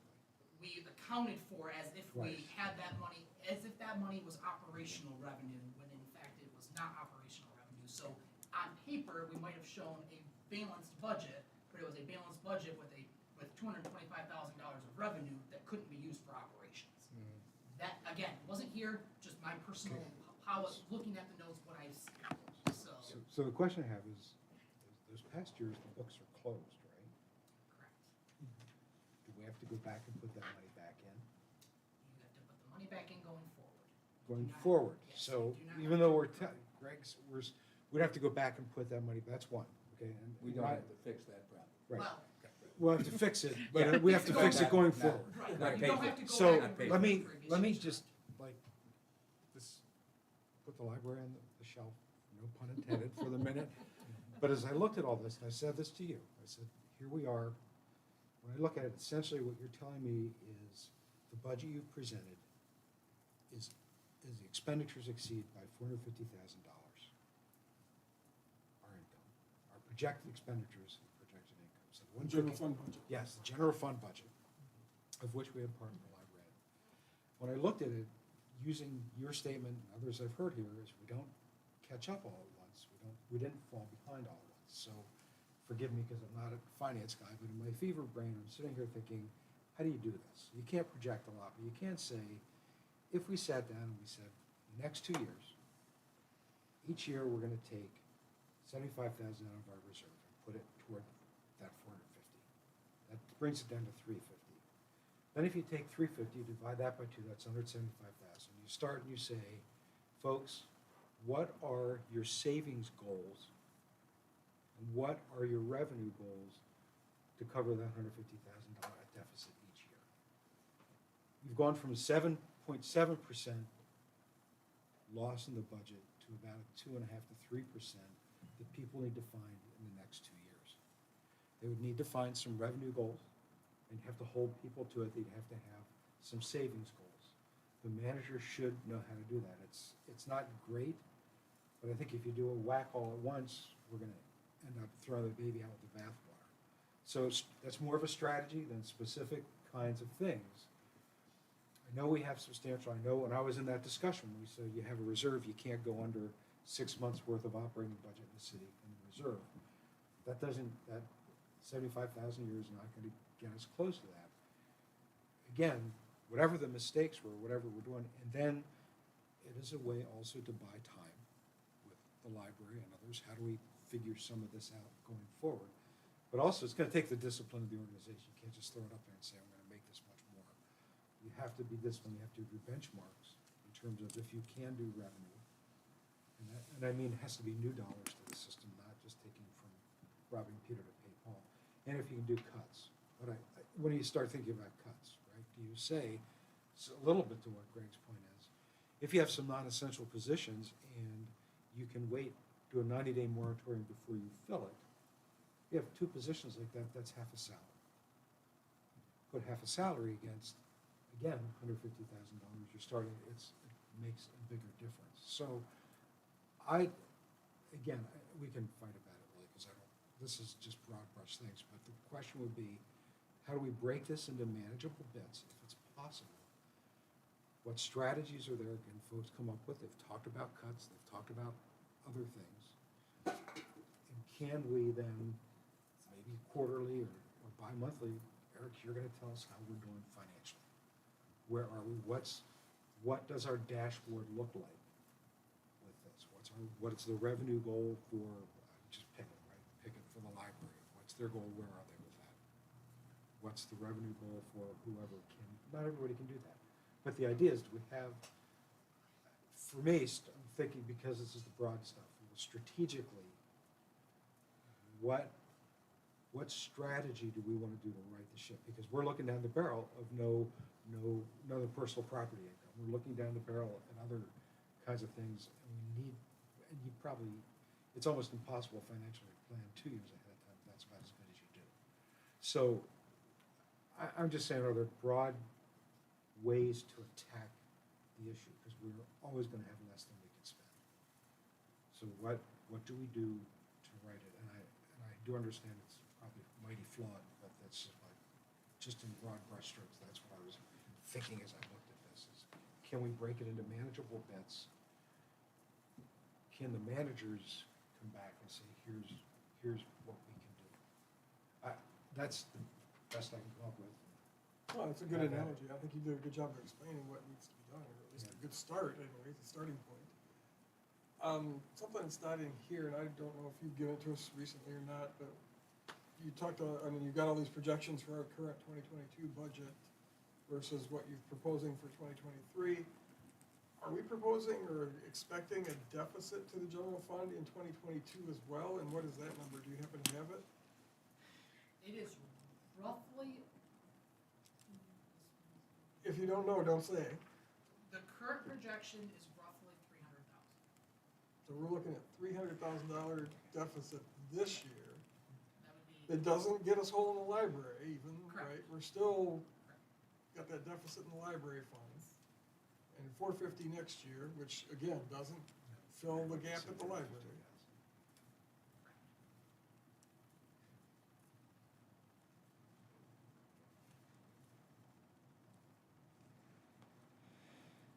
We're Just at least being a lot halfway through less the fun. fiscal year, right? we're What? over 3 We're quarters like of the way. 75% We're through. about 9 weeks away from year end. And those two, the overages, there were two specific major expenses that were not budgeted for that ended up being incurred. So you take those two things out, We did pretty well. we were basically pretty darn close to a net neutral budget this year. Remind us what those two things were, please. They were the increased cost of the park bathroom that we did not have until after we approved the budget for last year, and then they were the additional, the hazard pay for public safety. It's not in the budget. So, Wasn't that reimbursed? that was a That portion was a of it. grant, wasn't it? Kind of. There was revenue, But there we was a, didn't pay the- there- we covered the taxes there was a out of portion our- of it that was revenue in fiscal year 2021. And then the Okay. expense was incurred in 20, because the So that, actual grant that was not masked our, covered. our prior year budget then, because we That threw in helped the revenue then, but incurred the Right, expense in this because the current year. revenue was not actually tied to the hazard pay, the revenue was tied for general fund reimbursement. So the revenue was just in revenue. The hazard pay was, while we used, in theory, we used the money that we received from the grant was not for that. So, and because it crossed fiscal years.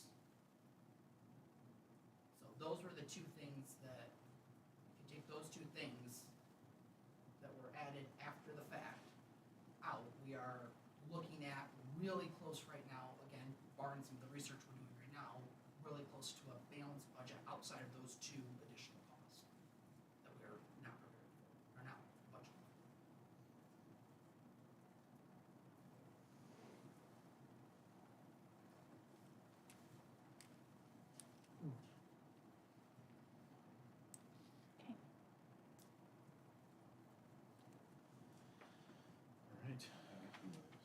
All right. Sorry to ruin everyone's Monday evenings.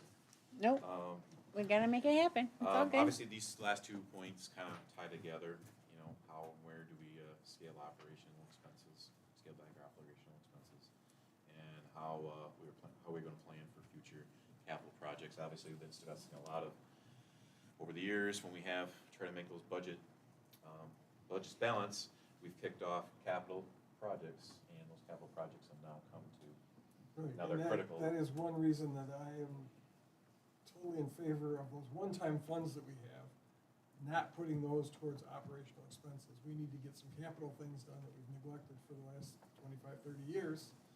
And one-time funds only come around once, they need to go to capital. I'm really true believer in that. Operational funds, we gotta figure that out on a day-to-day basis. We've gotta come back to our day-to-day revenue and cover our day-to-day expenses that way. If we use our one-time funds, all we're doing is prolonging it for another year and making it probably that much worse. That's my personal feeling on, however we, sort through this mess. I really want us to stick with that one-time money and get some capital things done. They've just been neglected for so long. I don't know how anybody else feels, but certainly the floor is open.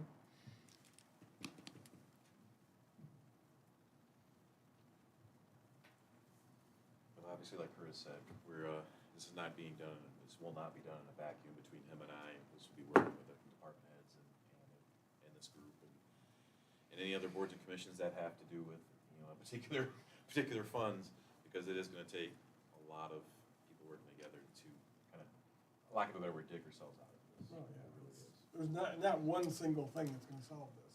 It's gonna be a bunch of little things that has to come together to make this work. And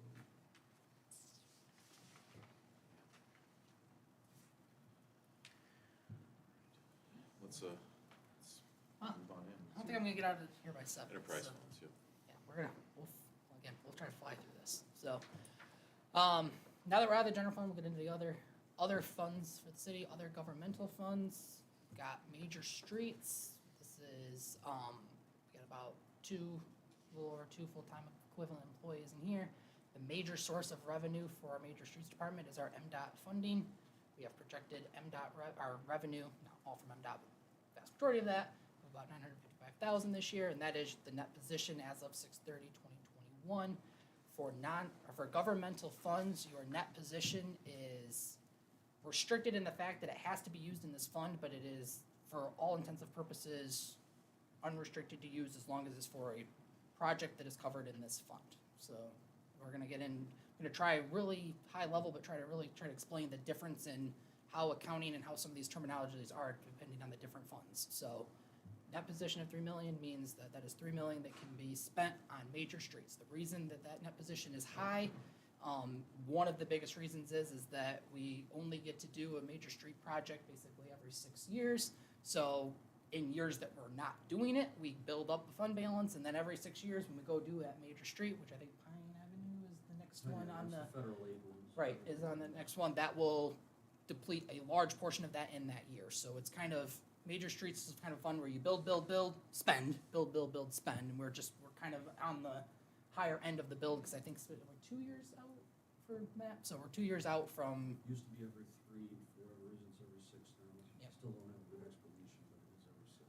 so that's why it's important for us to make sure we keep that net position healthy, so that when that street project comes along, because those are 7-figure projects that are only portions of it reimbursed, so we need to make sure so we that's have that. basically what we need for our matching funds in order to take advantage of those opportunities that When those used to be come every 3 years, and now the opportunity is every 6 years, and we still have to have that match money. That federal aid funding is $375,000, and then you have to spend the rest. And if you don't have the money to leverage, you don't get the $375, it goes to either the road commission or St. Louis. 375,000. That's all we get every 6 years. It went up actually from 360, back when in Lincoln Avenue, it bumped up to 375, it was like a 360 just before then, so there was a slight increase in it. So that $3 million in the money came from MDOT, right? Majority, yeah, Comes from a large the- portion of that yes. comes from MDOT. Other sources? Interest revenue, Oh, okay. transfers in, stuff like that. The large portion of it is MDOT, yes. And this is the fund that we're putting aside 50,000 this year to do what we're gonna call those, No, street that's local cutouts. streets. That's That'll be local next one. streets? Yeah, that'll be Okay, local. gotcha, okay. So, Sorry, getting ahead of myself. Oh, you're fine. Nope. Getting excited now. Yep. So this is a balanced budget for this fund. Personnel costs are basically, the public works, personnel costs for public works to do major street work. Non-personnel costs are your materials, your contracts, stuff like that. Capital outlay of 212, and I forgot to write this one down, David, is that the street light that's or is that, you happen to know what that 212 is? That was the one I didn't write down. I think that's a light. Shouldn't be. Traffic signal? No, traffic signals, that's too much. Happen to have that number right. Much of a streetlight too, I would think. Yeah, Open. that's street light, not street. We only have one streetlight, but we do maintain the MDOT ones, but they reimburse us for those. What are MDOT streetlight? You mean stoplight? No, we don't even maintain stoplights. No, we only have one traffic light that we maintain, that's the one at Center Street in Woodworth. The rest of them Center are and State, MDOT owned. Center and State. I'm sorry, what Center was- and State. Center That's State, Woodworth. you're correct, yes, thank you. And then the ones downtown, and then the one out on Wright Avenue, those are all MDOT owned. We do some maintenance on, they reimburse us for them, so, but that doesn't So account. that's a wash then. How much does it cost us to do that one on Center and State? Is that still necessary? We had done that 2 years ago, we replaced it. That was, don't quote me right now, 6,500 to 8,500 to replace that. I remember correctly, but it's been 2 years ago since then. If you It's find a it, very capital, busy corner. so. I'm there all day. Let me get back I to know. you. Yep, that's fine. Yep, like I said, I just happened to not write that one down. Local streets, our local streets, also Mdot state funding, projected revenue for the year is 580,500. Has a net position of shy of $1 million as of 6/30/2021. You can kind of see a spike in capital outlay in local streets for projected fiscal year 2022 that we actually have this year, and I put it in non-personal operating. So it's only like, it's 30,000. That's where, that's the alley, right? The 30,000, that's Yes. the that's alley. Wheeler Should Star. be, yeah, it's in the budget, it's just a non-personnel, not capital outlay. That was an error on my part as far as where I classified it. So it is in there. So there will be a $30,000 capital project in for this year. What is that again? An alley? Yeah, It's the connector between Wheeler and Shar that, it's not an, Oh, it's not an alley, but it's a okay. reduced right-of-way, that connector Yeah. between them. Yeah. Over by the, yeah. I know where it's at. Allodyne. Allodyne. Yeah. I'm sorry, thank you. Oh, I can think of a sealed prong, I knew that was right. It's changed names. a That's couple going back, times, so I yeah. said the that's- wrong one and. That's 4 companies ago. Yeah. and we are But they're still operating. so. Yeah, they are. we are projecting to use some of our fund balance in the local streets this year because Eric and David and I met and discussed, and we would like to do some additional, I'll let you use the technical terms. What we call them is glorified. I don't have a technical term right now. Oh, never mind. They're gonna be substantial sized patches. If you remember me talking last year, maybe 2 years ago, didn't know if we had funds that allow for this, but Curtis was letting me know that we have some funds that are available, and we need to do this out of desperation.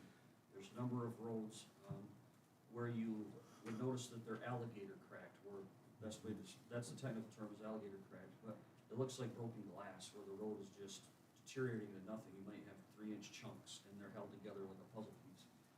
There's a few of those where there's a substantial section we need to cut out, whether or not it's 100 feet by 20 feet wide. It could be 75 feet by 10, where we would go there, cut them out, prep it, and have an asphalt company come in and do the main patch, because these are not little 10 by 10s. We can do 20 by 20s, but some of these, they're so long that you need an asphalt crew to do it, just so you get a nice, smooth, contiguous patch across there and replace these. There's one of them that, there's a number of streets, Williamette has a section of this, Purdy has a section of this that I watched last year that didn't need it last year, but it very well may this year.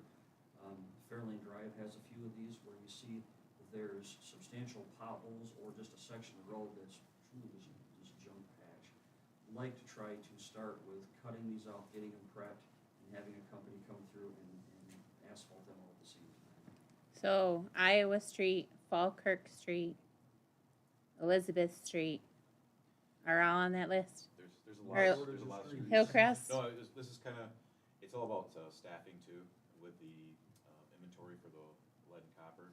So we got some guys from streets working on that. So this year, we're gonna throw in 50,000 to try to do a few of these. And then as our guys come back off that inventory, we'll throw maybe 100,000 into it to try to this across. in some So more would it be, streets. would it be, where they do the mill and then they come in and do a 2-inch layer on the whole street? No, that's considered a mill and fill, where you mill out the entire street. That's one of the options I'm looking at for the street reconstruction program, but this would be smaller scale, where Okay. you have, like I mentioned, 100-foot, maybe 120-foot sections. Yeah, Some of these vary. because in lengths. Falkirk and Iowa are way worse than some of the other ones. I don't have, we don't have enough time for me to talk about some of these, but Mhm. there's 3 of them that pop into my mind, and you're right, Iowa's got a number of these. Iowa's on the street reconstruction program. There's, like I said, Purdy's got one, if you folks wanna take a walk tonight or tomorrow anywhere, if the weather gets nice. There's a section where you'll notice in the middle of the road, it's starting to just alligator. It's a matter of the road base. So if you It's do this, then compromised, does it so- keep the rest of the road that's not that Yeah, area because the where rest of the it's road doesn't better need shape. anything, and what So, you but would it do helps with the- is replace these sections, and some of these would be ideal, because you could mix the seal coats with them. And, if you're familiar with a few of the streets, Blues Court, we did, I'm at a loss right now, Harvard, Yale Street was done with seal coat. But these ones, if you go through there and replace these sections of road, I'm calling these 100-foot patches, you actually put in a good 2-inch patch. You could actually rip the base out and put actually gravel in there. Because a number of these streets, when we open these up, there's no road base. Some of these are original roads that don't have any road prep work or anything that was done on them. So you could go there, put in an 8-inch section of gravel, have it prepped, and have an asphalt company come in, and then literally just show up, asphalt it, go to the next one, asphalt it. Start that out with 50,000. It's not gonna make enough of a dent, but it's better than nothing. The idea is then to build it up to 100,000, and we can make some pretty good hay with that. Now, that section you're talking on, Elizabeth Street, you got a whole block there that's pretty well crummy, but this one, if you're talking about just west of I'm sorry, Grafton, I'm at Hillcrest down by the Oh, I'm sorry. fairgrounds where I see the buses go like this with all our kids in them.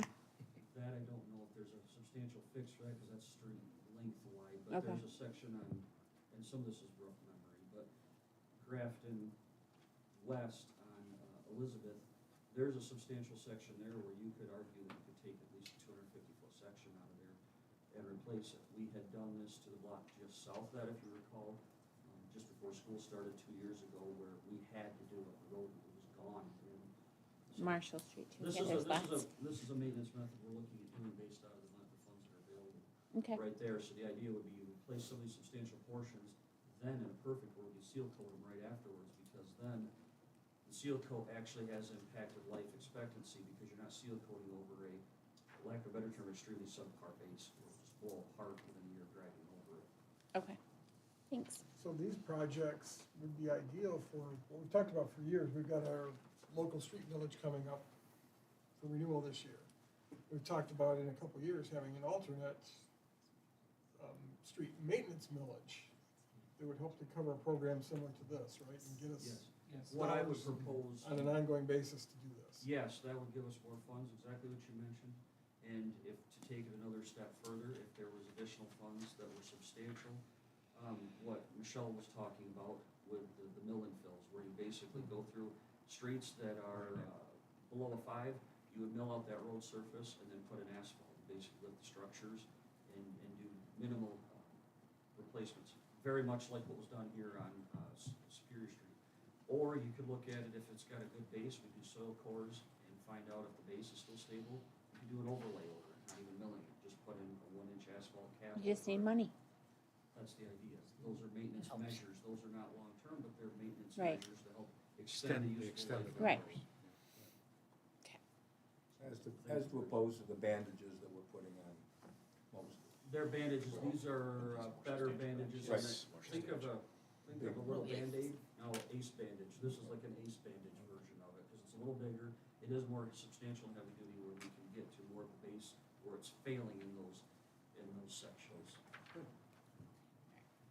Alright, I'm gonna pick it up a little bit, because there's a couple of topics we really, I think, need to get to, so I'm gonna try to fly through these ones, but still, if there's anything that's important, please feel free to, stop me. The street improvement millage, this is the major source of revenue, is the local millage. We just talked about, $700,000 is the net position as of 6/30/2021. This year, we are projecting to, so 2022 projections are based on based on capital outlays. A lot of that is being kicked to 2023, obviously, because of we've talked about some of the materials and stuff like that. So we are basically doing some of what we had projected to do in 2022, maybe even 2021, in 2023. And we're finally going to get to actually do, and that would be Iowa and Harvard are the two that we'll be doing this year. So, component units. So there are 2 major component units. We got the DDA. As we talked about, we have $115,000 unrestricted fund balance in the DDA. This is obviously prior to doing what we've been talking about, because that has not been approved yet, so that will get drained significantly if we end up doing this project, which we are. The major source of revenue is the DDA millage. We are projecting to get about $22,000 annually from that. So, Michelle, to answer one of your questions as far as how are we going to replenish that once we do it, we get about $22,000 a year annually. Our annual budget obviously varies by year, but the annual budget typically is closer to 12 to 13,000. So you are adding to your fund balance when you don't do a major project like what we're doing. You are adding to your fund balance every single year. Now, as we talk about trying to maintain some of the parking lots, and once we have them in and stuff like that, and if we do a special millage, that might change some things a little bit depending on where we go. But generally speaking, every year we are adding to that fund balance, waiting for this major project that we are going to do. So that would be how it's going to take some time to build it up, because we've obviously taken some time to build it up here, but that is the plan to replenish that going forward once we spend it. Okay. The public library, but again, talked about this quite a bit so far. About 8 full-time equivalent employees. Projected revenue of $766,500. That does not. There's an asterisk there. That does not include the amount of money that comes in for the debt payment. So that is just the operation portion of the projected revenue, and that is with that $300,000 contribution from general fund. Obviously, negative unrestricted fund balance. We've talked about this. Again, we kind of talked about this. I don't know how much detail we want to go in here. These are the projected numbers based on making some cuts to non-personnel, but not cutting personnel. And this budget also does not fund depreciation. This would give us our total expenditures. We would actually have a negative fund balance, but we would have a net zero operating fund balance based on this. So we are not funding depreciation, which means we are not funding future capital, but we would not be going into the unrestricted. We would be balanced from a cash in, cash out standpoint is the best way I can describe it with this model. We would need an extra $140,000 to fund the depreciation and be truly from that. But we were just focused on from a cash standpoint. So enterprise funds, State Street Plaza, projected revenue 78,000, unrestricted fund balance is 630 of 622,000. See increases going up. Revenue also, I mean, we're not looking at revenue on chart. Revenue is also going up too, based on some of the contracts and some of the tax stuff that taxes and stuff that we've been talking about. This balance, similar to the library, this balance budget is balanced from a cash standpoint. This balance does not cover the depreciation on the building. We are working on ways to what we need to do to get it so that we are getting the depreciation funded as well. Currently, we are dollar for dollar recovered. We're not covering depreciation, so something that we're looking into. Do we pay taxes on that building or on that? We pay taxes on the portions of the building that are being rented out to for-profit entities. So we pay the taxes and then we charge them. If it's not profit to a not-profit, or if it's vacant, it is not taxed. It's not on the tax roll. Is that correct? That's correct, like MSU extension. Does not pay taxes. Right. Yeah. So if it is, yeah. So we collect it and pass it through to schools or whatever, other entities? Like say the gym, Yeah. we figured out the tax for that particular, per month. We bill them for their rent per month, and then we bill them, also for the taxes for that year on a monthly basis. So the taxes get covered, and they cover, all our tenants there cover the utilities, so we don't pay any utilities, heat, electric, everything that stuff, so they cover all their own utilities. But we're still not even covering depreciation, so we're still losing Currently. At this point, $25,000 a year. At this point, we're, In value. yeah, and like MSU Extension, they have a really good deal with us. A few years ago, obviously, we had a good deal to bring them up here. And they had the option to extend it without, just extending it, and it's $500 a month, so it's pretty. Well below pretty- market. Yeah, well below market, yes, sir, it is. No Yes, doubt, it is. no So- doubt. So, but that's how we can catch that stuff up, like Bruce is mentioning. So. We are projecting to do, this was in this year's budget, and we've actually kicked it to next year's budget. We are projecting to do to replace the boiler over there. Again, this was approved for this year's budget. It's being pushed to next year's budget. There's only one boiler servicing that building? I've got boilers in my Okay. budget, so I think. So it's each just- tenant has their own heating system? There's two, I wanna say They two. do share. There's- One's they're a big sharing. gas meter. They share a gas meter? Share. Ouch. It makes sense to me. Yeah, so we have a Per formula, square foot, we have to do or- a formula. I'd have to, it's been so long since I just have to read the You work for consumers too? Is there anything you haven't done yet? Well versed. Yeah, it was quite the calculation too. Yes, it goes way back. That Yeah, calculation it goes was, way yeah, back. yeah. There's been too much to put in a second meter. Must have been, it must have been. So transportation budget, projected 2023 revenue of 5.5 million. Now that is obviously very large. That is because that includes the $3.5 million grant. So that obviously is going to well inflate this year's numbers. An unrestricted fund balance as of the end of the fiscal year 2021 of just over $1 million. See, this is trending up. See, we're adding services. We've expanded. We're expanding our services. This is a balanced budget. This also does include for personnel cost, just from the budget standpoint, a proposed moving of the transit drivers from grade 1 to grade 2. I know this has been something that's been discussed. We're obviously not here today proposing that, but we wanted to see, basically fit it into the budget, see if it would fit into the budget and keep us balanced. So this is a balanced budget with that. That's something I know Slipper and everyone's working on. I'm sure that will come at a later date. So just for full disclosure that this is a balanced budget with that proposed change. Are we now. anticipating being able to lower the millage that we collect on that we levy on our taxpayers?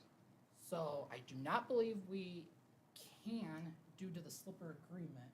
No, they just have to lower it the same. Well, way, they would lower I it the think. same. They could lower theirs Yes. as well. It because is something that can be initially- looked at. I would recommend against it for, at least for now, for the purpose of right now, we're getting additional state funding that is not expected to, as of now, is not expected to continue beyond next year. After that, and that goes down significantly, my personal finance director recommendation would be to at least wait until we have a quote-unquote normal year based on normal state funding and not extensive state funding to see how our budget aligns when we have a normal funded year before we would make any decisions on that. I do think that is something that needs to be looked at down the road, but I would personally feel more comfortable waiting until we had a solid baseline year before we really. We have been made that promised for a decision. number of years that as we expanded the base of this, our overhead costs should go down per ride, per unit, whatever. It seems like there should be a good time to lower that millage that we levy upon our people, give a little bit of savings back to the taxpayer, and provide that, the lower overhead, help save that for our taxpayers that, we've been, City of Alma taxpayers have been carrying the burden for several years, providing services to entities outside of the City of Alma. I think it's time we give something back to them. No, I'm happy, we are happy to look into it, we're happy to look at what those numbers, like I said, my just caution would be to make sure if we're making a decision, we're really forecasting out what it's gonna look like once we're not getting additional state funding, so that we're not making a, Well, the additional state funding ebbs and flows with capital outlays. They buy our buses, they buy the. well, I'm just talking specifically it's not a match, right? 18% The CARES. Yeah, the 18% CARES. We're getting an additional 18% of every dollar eligible expense refund. And so we're increasing salaries based on one-time funding. No. Is that what I'm hearing? No, we're within budget. After that goes away. Yes, when that 18% falls off, the It'll still proposed be- budget that we have would still be, could still work, yes. I'd have to see that work. That's the projections, we can, if So you want us to where's- provide, we can provide some, obviously the projections, but we can Are provide we the ending homework. with the and- fund balance then, this 18% this year? This current year, we are very likely to see an increase in the fund balance, yes. So transit's it's kind of tricky in that it's unique in the sense of we're funding depreciation, which in a normal sense, in every other fund we talk about, I say is absolutely, should be a necessity or should be high priority. Transit's a little weird because typically you fund depreciation for future capital projects. Well, in transit's case, the future capital projects are usually paid by the state. So your need to fund future capital projects is different. I won't say it's not important, but it's different because the majority of your capital projects you're not saving up for them because when you get them, you're just getting them, the state's essentially buying them for you. So, All the more reason to give the taxpayer a break, I would say. Okay, so Brett, how come, or Curtis, how do we go in the personnel from 750, to 1.2. Well, we've added significantly more drivers, well, not Okay. significantly more, but, and the projections Like are 3 based on- drivers, right? well, 3? We've already 7? added, how many have we added over the last 2 years? I'm at 21 drivers, And we are budgeting to add 3 additional part-time. part-timers to next year's as well. So over a 2 to 3 year span, we're talking about the addition of 1 full-time and 6 part-time, somewhere. So how many What do FTEs? I guess let's talk in FTE equivalents. Make So, it I believe the FTE equivalent, I shouldn't speak this. 16.67. It's going up. It's 16.67 is the projected FTE equivalent for next year's budget. It is lower than that this year because we have open part-time positions it's open. Anybody watching at home, if you want to be a transit driver, we'd love to take you. We have spots open. You want to be a transit driver? No. Oh, okay. I raising her hand. I thought she was volunteering. I was gonna let her, so. I just wanted to intervene about personnel, because I think it's a little confusing since, because I had asked you about it too. There's other things included in personnel, like for example, in the assessing, budget, under personnel, it's not just wages, it's, salaries, board of review wages, fringe benefits, employee training, and then other employee expense. So there's, Yes, I it think is not we just should straight salary. clarify You are that. right. I don't know if that's everybody's budget. My Yes, internal that is service ever- fees, me paying for IT, all that is in that line item, correct? In the non-personnel operating, I would think. I believe it's in the non-personnel operating, I believe. It's not in wages, I wouldn't think. I wouldn't. Okay. Because it just seems like there's a big increase, so I was just asking Yeah. on Like I all of said, them. Part of it is this, like I said, this budget is projected to have people at a different grade, plus we're projected to have more drivers. Okay. Plus just regular cost increase, inflationary increases, so. Be interesting to see a progression of FTEs over the years. Okay. So we can look at some kind of Certainly, constant numbers going forward and certainly. versus what the history is versus what's projected. Do that. Capital projects for transportation, like I said, both of these are grant funded. It is the new building for 3.5 million that we've talked about recently, and also vehicle replacement for 185,000. So again, both of those grant funded, but those are 2 projected capital projects that at least plan on being started. And vehicle replacements are hard to come by, and we don't know if we'll have the new building likely will not be done next fiscal year, but at least be started, so. Is it an additional building? It is, Or adding to the it's Adding to and in for addition electric. to, I don't. It's gonna be freestanding, right? yes, Yeah, we will not be attached to your No. current facility. correct. So, Are you doing heated floors in that? Are we doing heating floors? Well, it's interesting that you say that, because our current barn, we have 2 large furnaces. Mm-hmm. And and we have 6 huge doors, 3 on each side that you can get 2 buses through 1 door. So in the wintertime, you open up 1 garage door, your heat goes right out. And I thought to myself, man, if they would have, that would be perfect. Build it like a city garage, yeah. Yeah, heat that concrete, and then you open the door and you close it back up, your heat is still there, it doesn't go out your door.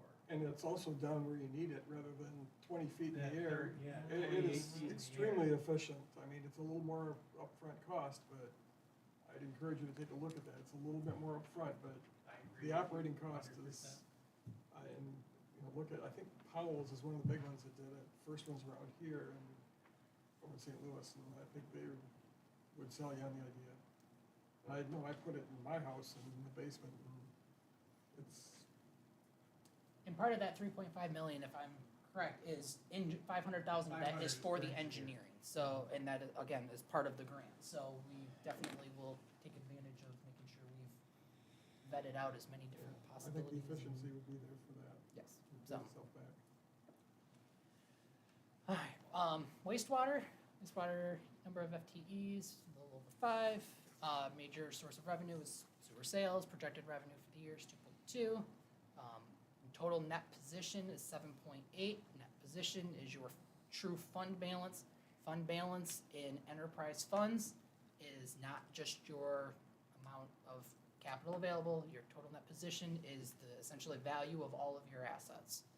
So that includes the value of, your assets plus your spending. Your actual unrestricted fund balance available to spend is the 2.5.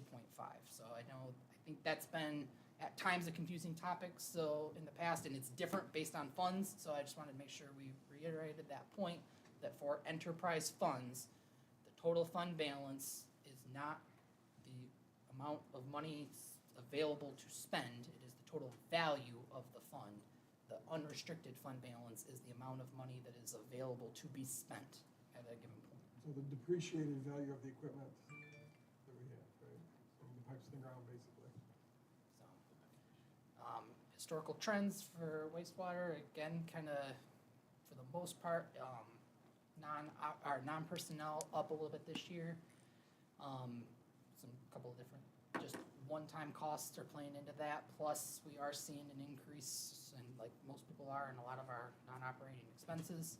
You can see here that total expenditures is 1.6 from the previous slide. Projected revenue is 2.2. So that would be a theoretical increase in fund balance, but this is an enterprise fund. This does not include your capital projects for the year. It just includes your depreciation for the year.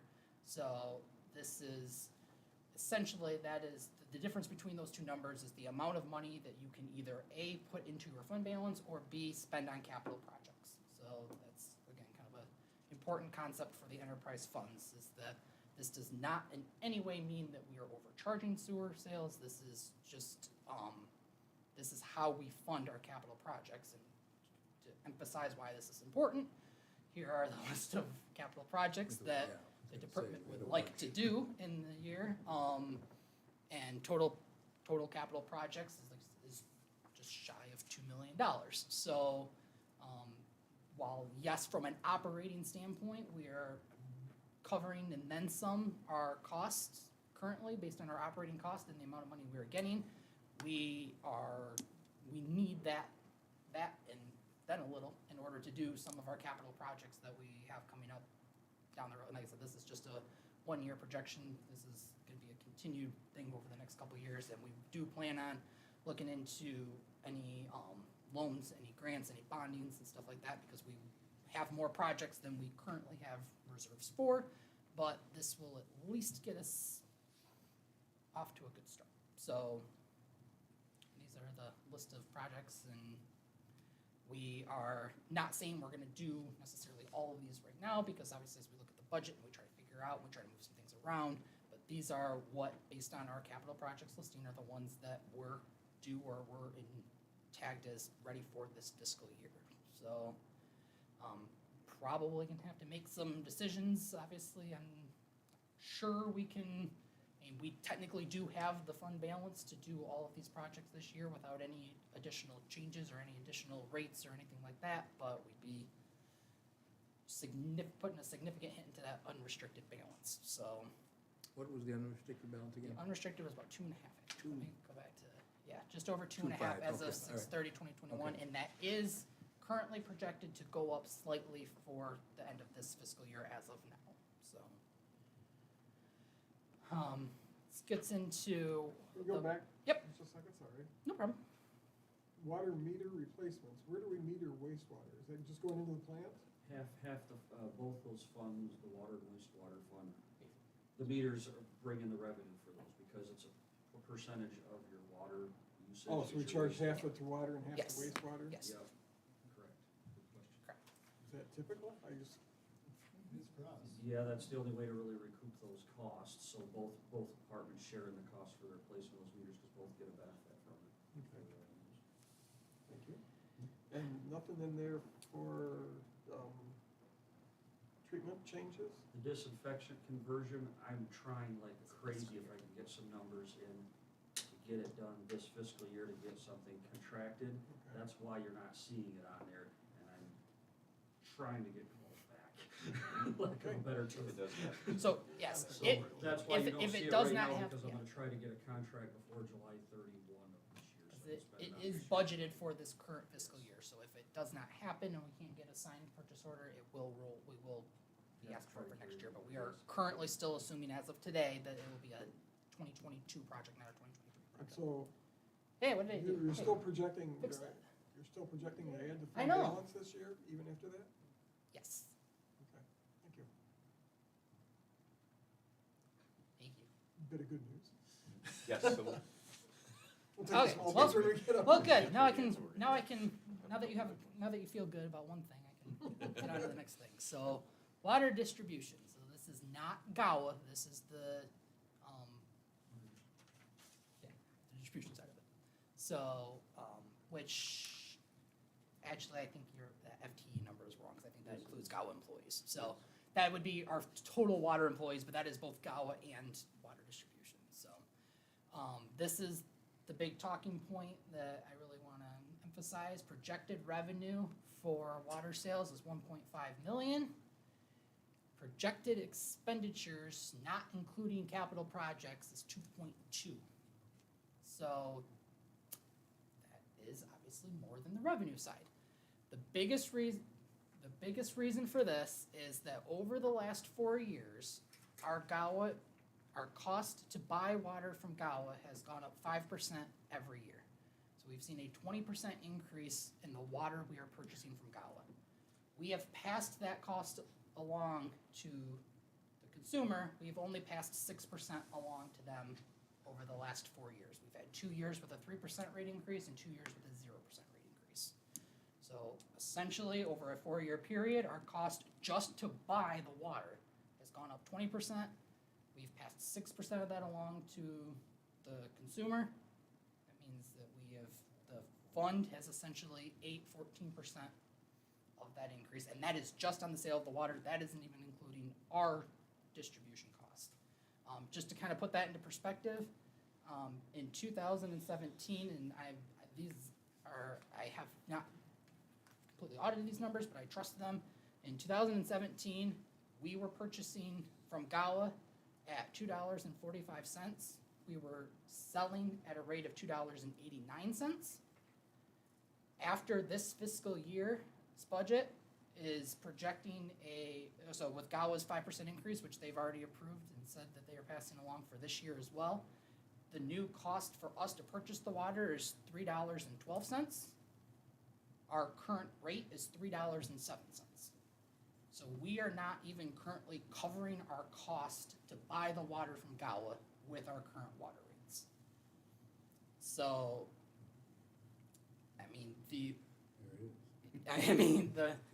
that is how the fund balance has been steadily decreasing over the last few years, is essentially as our costs have gone up, we have not passed those costs along to the end consumer, and we are at the point now where if we do not make a significant, I shouldn't say significant, it's up to the discretion. If we do not make an increase to our water rates, we essentially aren't funding we're buying something and then selling it at a discount instead of selling it at a markup.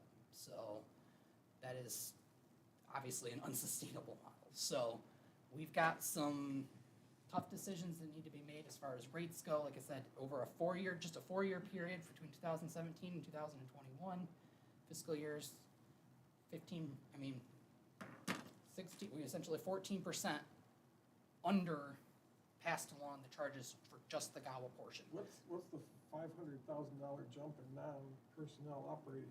That would be the lead and copper study that we are projecting for this year.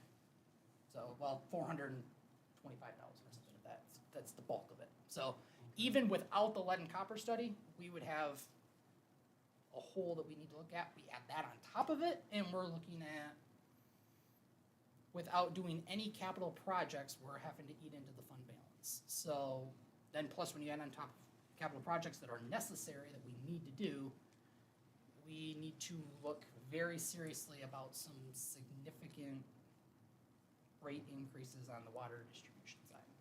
So. And just for those playing along at home, that $450,000 study is mandated by the state of Michigan. Correct. It's not something you're just choosing to do for fun. Correct. That is something that we are told we have no choice but to do.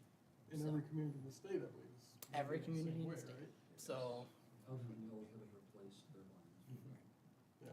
so, So, So yeah, I mean, that's just the sheer reality is that we have not kept up with rate increases over the last several years. And that is a decision that we're gonna have to make going forward because we are running it currently unsustainable.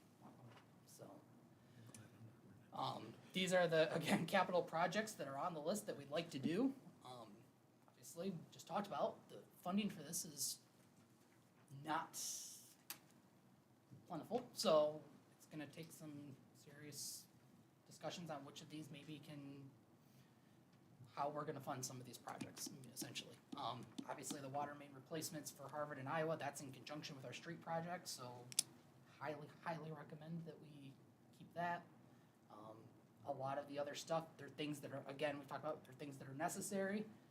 Can some of them get pushed maybe a year down the road? Possibly. There's some risks in that as well, but if we have to, we have to. We would like to do as many, if not all of these this year as possible, but we understand that it's going to take some real heavy lifting as far as financial planning goes. I've met extensively with David and with Aaron over the last few weeks. We've probably spent more time together than they even like, so trying to figure this out. Curtis, just so I can be clear, the 460,000 you're showing for water meter replacements, 230,000 of that's for this budget. 230,000 is for the wastewater budget. Again, like we talked about Correct. last slide, that should be split 50/50. Yes, that should So be you're split. seeing Well- as a 460,000 CIP here. The reason it was 460 is because we were doing 2 years because we were thinking that we were gonna have to pull this year's meter replacement for. So that was why, but it is true that it would be, but that would be 2 years worth of meter replacements because we didn't think we were going to this year because we thought we were gonna have to take the money we were hoping to for this year for the leading The copper leading thing that we don't have a choice for. Nope, I'm clear, thank you. So, but yes, if we did just 1 year, it would actually be 460 total, it'd be It's 2 230 years per year. because we're. It's 2 years because we think we are gonna get a year behind because we have no choice but to take from somewhere in order to Because fund no our lead lead and and copper copper. exploration funds were budgeted into the current Correct. fiscal year. And if we don't it's- start before July 1, we will not finish by deadline and incur a legal fine. Yes. So, again, not to be the bearer of bad news up here, and it's definitely not something, we have fund balance, it's not something that is an immediate, oh my gosh, we should all panic, but it is serious and it is something that we really need to look at going forward is from a sustainability standpoint, and rate standpoint, and cost standpoint, how we can move forward to fund these very necessary projects, so. It's water. So we'll talk about something that makes everybody happy, our trash service. Yeah, figure I can end with a joke, we're 2 hours in, right? So, this is obviously not just our trash, but also our yard waste program. We are projecting a balanced budget here with no capital projects. So, and this is the cost, this does have a projected 5% increase in our yard waste rates. Again, that's not a hard and fast number, that was a number that, looking at, we thought was reasonable. Again, I think probably if you ask staff, they would say it probably needs to be more.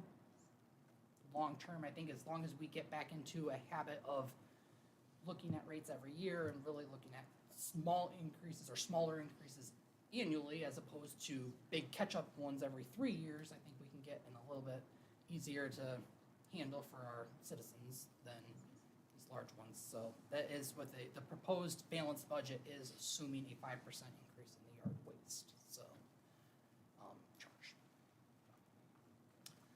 All right, our internal service departments, we've already kind of talked about public works, the capital projects for public works this year that is on the docket. We have some security upgrades, I'm not gonna go through and read them all. We got $390,000 worth of projects, which includes the biggest portions, the two biggest portions of that is the equipment replacement and security upgrades to the public works building. So, that is your. Do you have any color on the 195.5? Now typically, is that, I mean, you got a pressure washer for 8,000. The way I was learned to present and stuff like this was the miscellaneous is what I'm looking at. The public works equipment replacement. That 195 is in the miscellaneous of a bunch of things. And No, I the think it's one equipment- specific piece of equipment. It's in one, The equipment is like the big trucks or the replacement of pickups. Pressure washer, you're right, that should be an ancillary thing that should be added just to the equipment replacement. These were things that I divided out that were separate. Pressure washer is not a typical replacement, that thing's 20 years old junk, so that's something new that we haven't replaced in quite a long time, is why I separated that. Okay. Because when I read this, I'm looking at that as being, any item, when you name an $8,000 item, any item that's cost 8,000 or more, you should be named in here, and then miscellaneous or any other thing that's not We do name specifically them, described should be. we do name them in the budget, I can get you that list for the equipment replacement. That is Well, if it's a something we couple give of- out every year. Probably not even 2 trucks, I guess, if you're talking about vehicles. It's big trucks, it might be 1, I don't know what those things cost now. In terms of that, the I'll flusher figure truck, it the out. flusher truck is No more than 350,000. Yeah, depending on what it is. Dave, as far as the security, did they ever think about locking those gates, those front gates, and have a different entrance? Looked at doing that, a couple different options for the gates. One of them, the staff recommended was to close them and having something coming off the back, but the cost of that, I'd have to construct a new driveway to Oh, do that, so it'd be cost more. I've talked to them a little bit about that, because, they would like to come in off of Euclid would be one, but you'd have to construct a whole new drive, Oh. so what I didn't know if there was a drive. drive back there. It's not a part of this program year. What I've looked at is a couple phased-in security upgrades, the most life-critical ones. To put it into this current calendar budget year, next year, looking at some others to build on top of that. One of them would be automatic locking gates to where they lock, and then you'd have like a push button where the gate would open as they pull in. That's not a dire need. That would be something that would be more appropriate next year as funds allow. Some of these are, not to get into the meat and potatoes of it, but replacing the service doors over there. A number of those are original to the building, they're in very tough shape.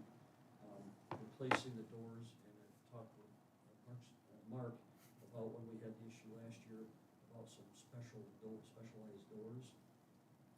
replace for these. There's different types. Don't really want to say that on that.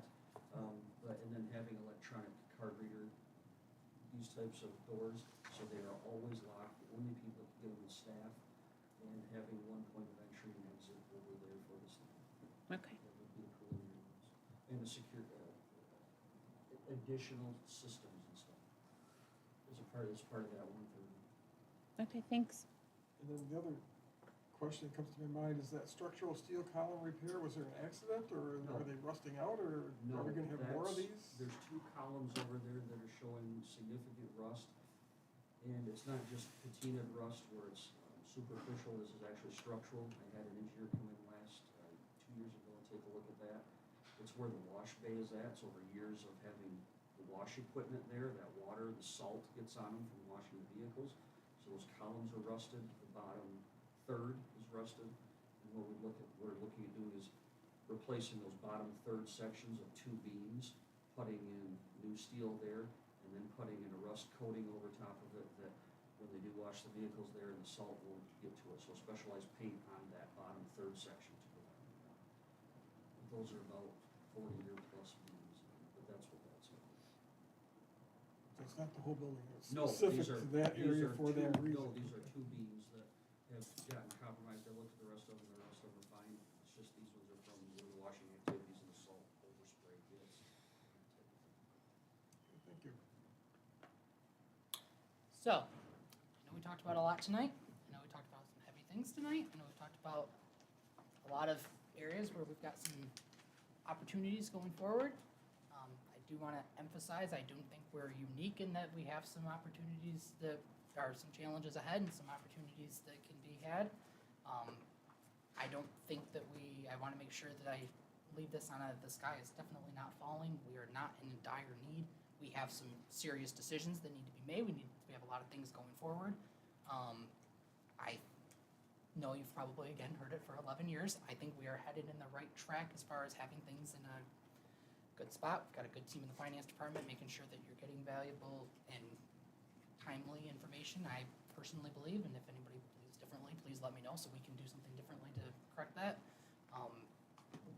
We got some challenges, but we've got a lot of good things going on too, and I don't want to make sure that, I know tonight was because we don't get that many opportunities to get in front of you and explain some of them, that it sounded like it was very heavy on the negative things, but it's definitely, it's not that there's only negative, it's that that's the stuff we had time for. We have doing a lot of great things, a lot of positive things.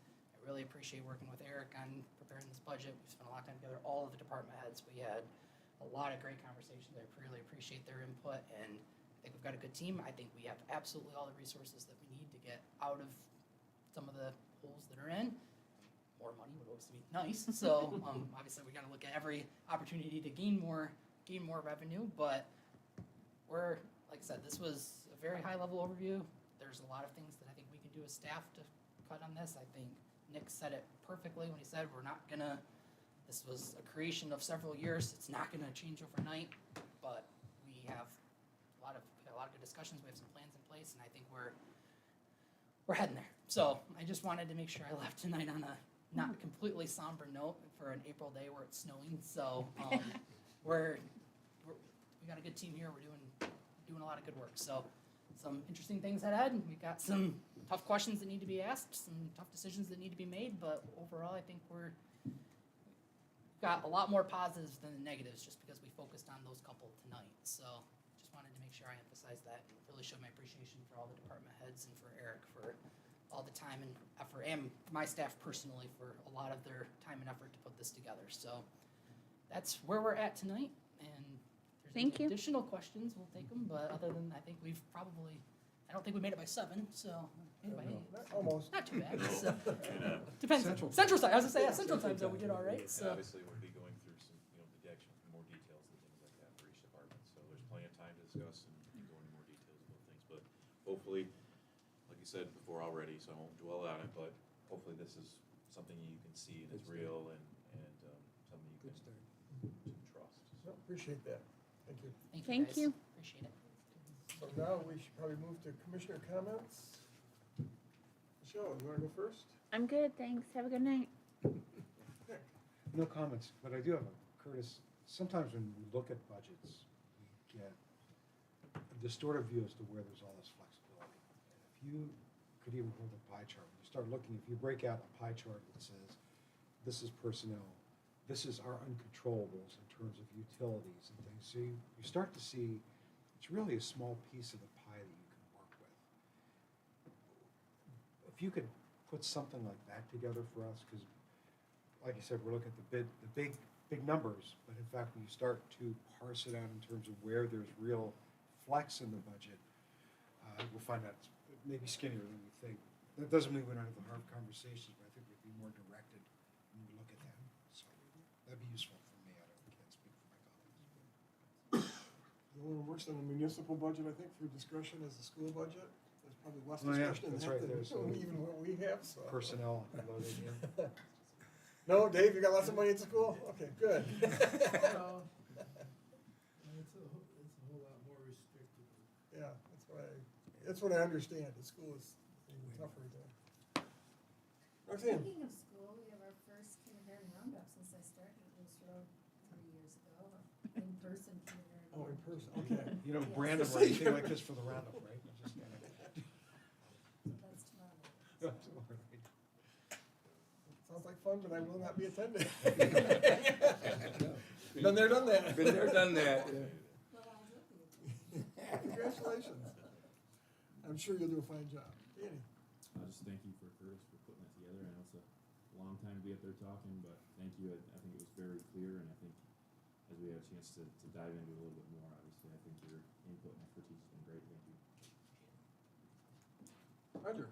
Yeah, good job, Curtis. Thank you very much. This kind of gives us the whole, I mean, we take a look at pieces every now and then at something. We say, boy, we got a problem here. We've got to look at this or whatever. But once a year to get this whole big picture of where we are. And we're not in bad shape. We've got some things that we need to deal with, but this kind of helps to put it all in perspective. Thank you very much. Sarah? No, nothing. Eric? Thank you for the commission's time, anybody in the audience's time, and staff's time, and for all your work so far on it. We have a long way to go, but thank you. Absolutely. And I'm gonna add that, my thanks as well, Curtis. You did a great job. Some very good answers up there. I am very pleased by the answers that were given. I have more confidence in them than I have in past years, so I do appreciate your work and that of your team, so please pass that on to everybody and you, Eric, and all that. So if, with that, are there any members of the public that would like to address the commission? Please go to the podium, state your name and address, and share your thoughts. Anyone care to? Just did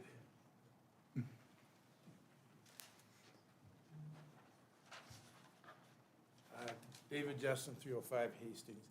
Just in terms of, at the school board level, we get regular breakdowns during the year to look at how we're spending the money.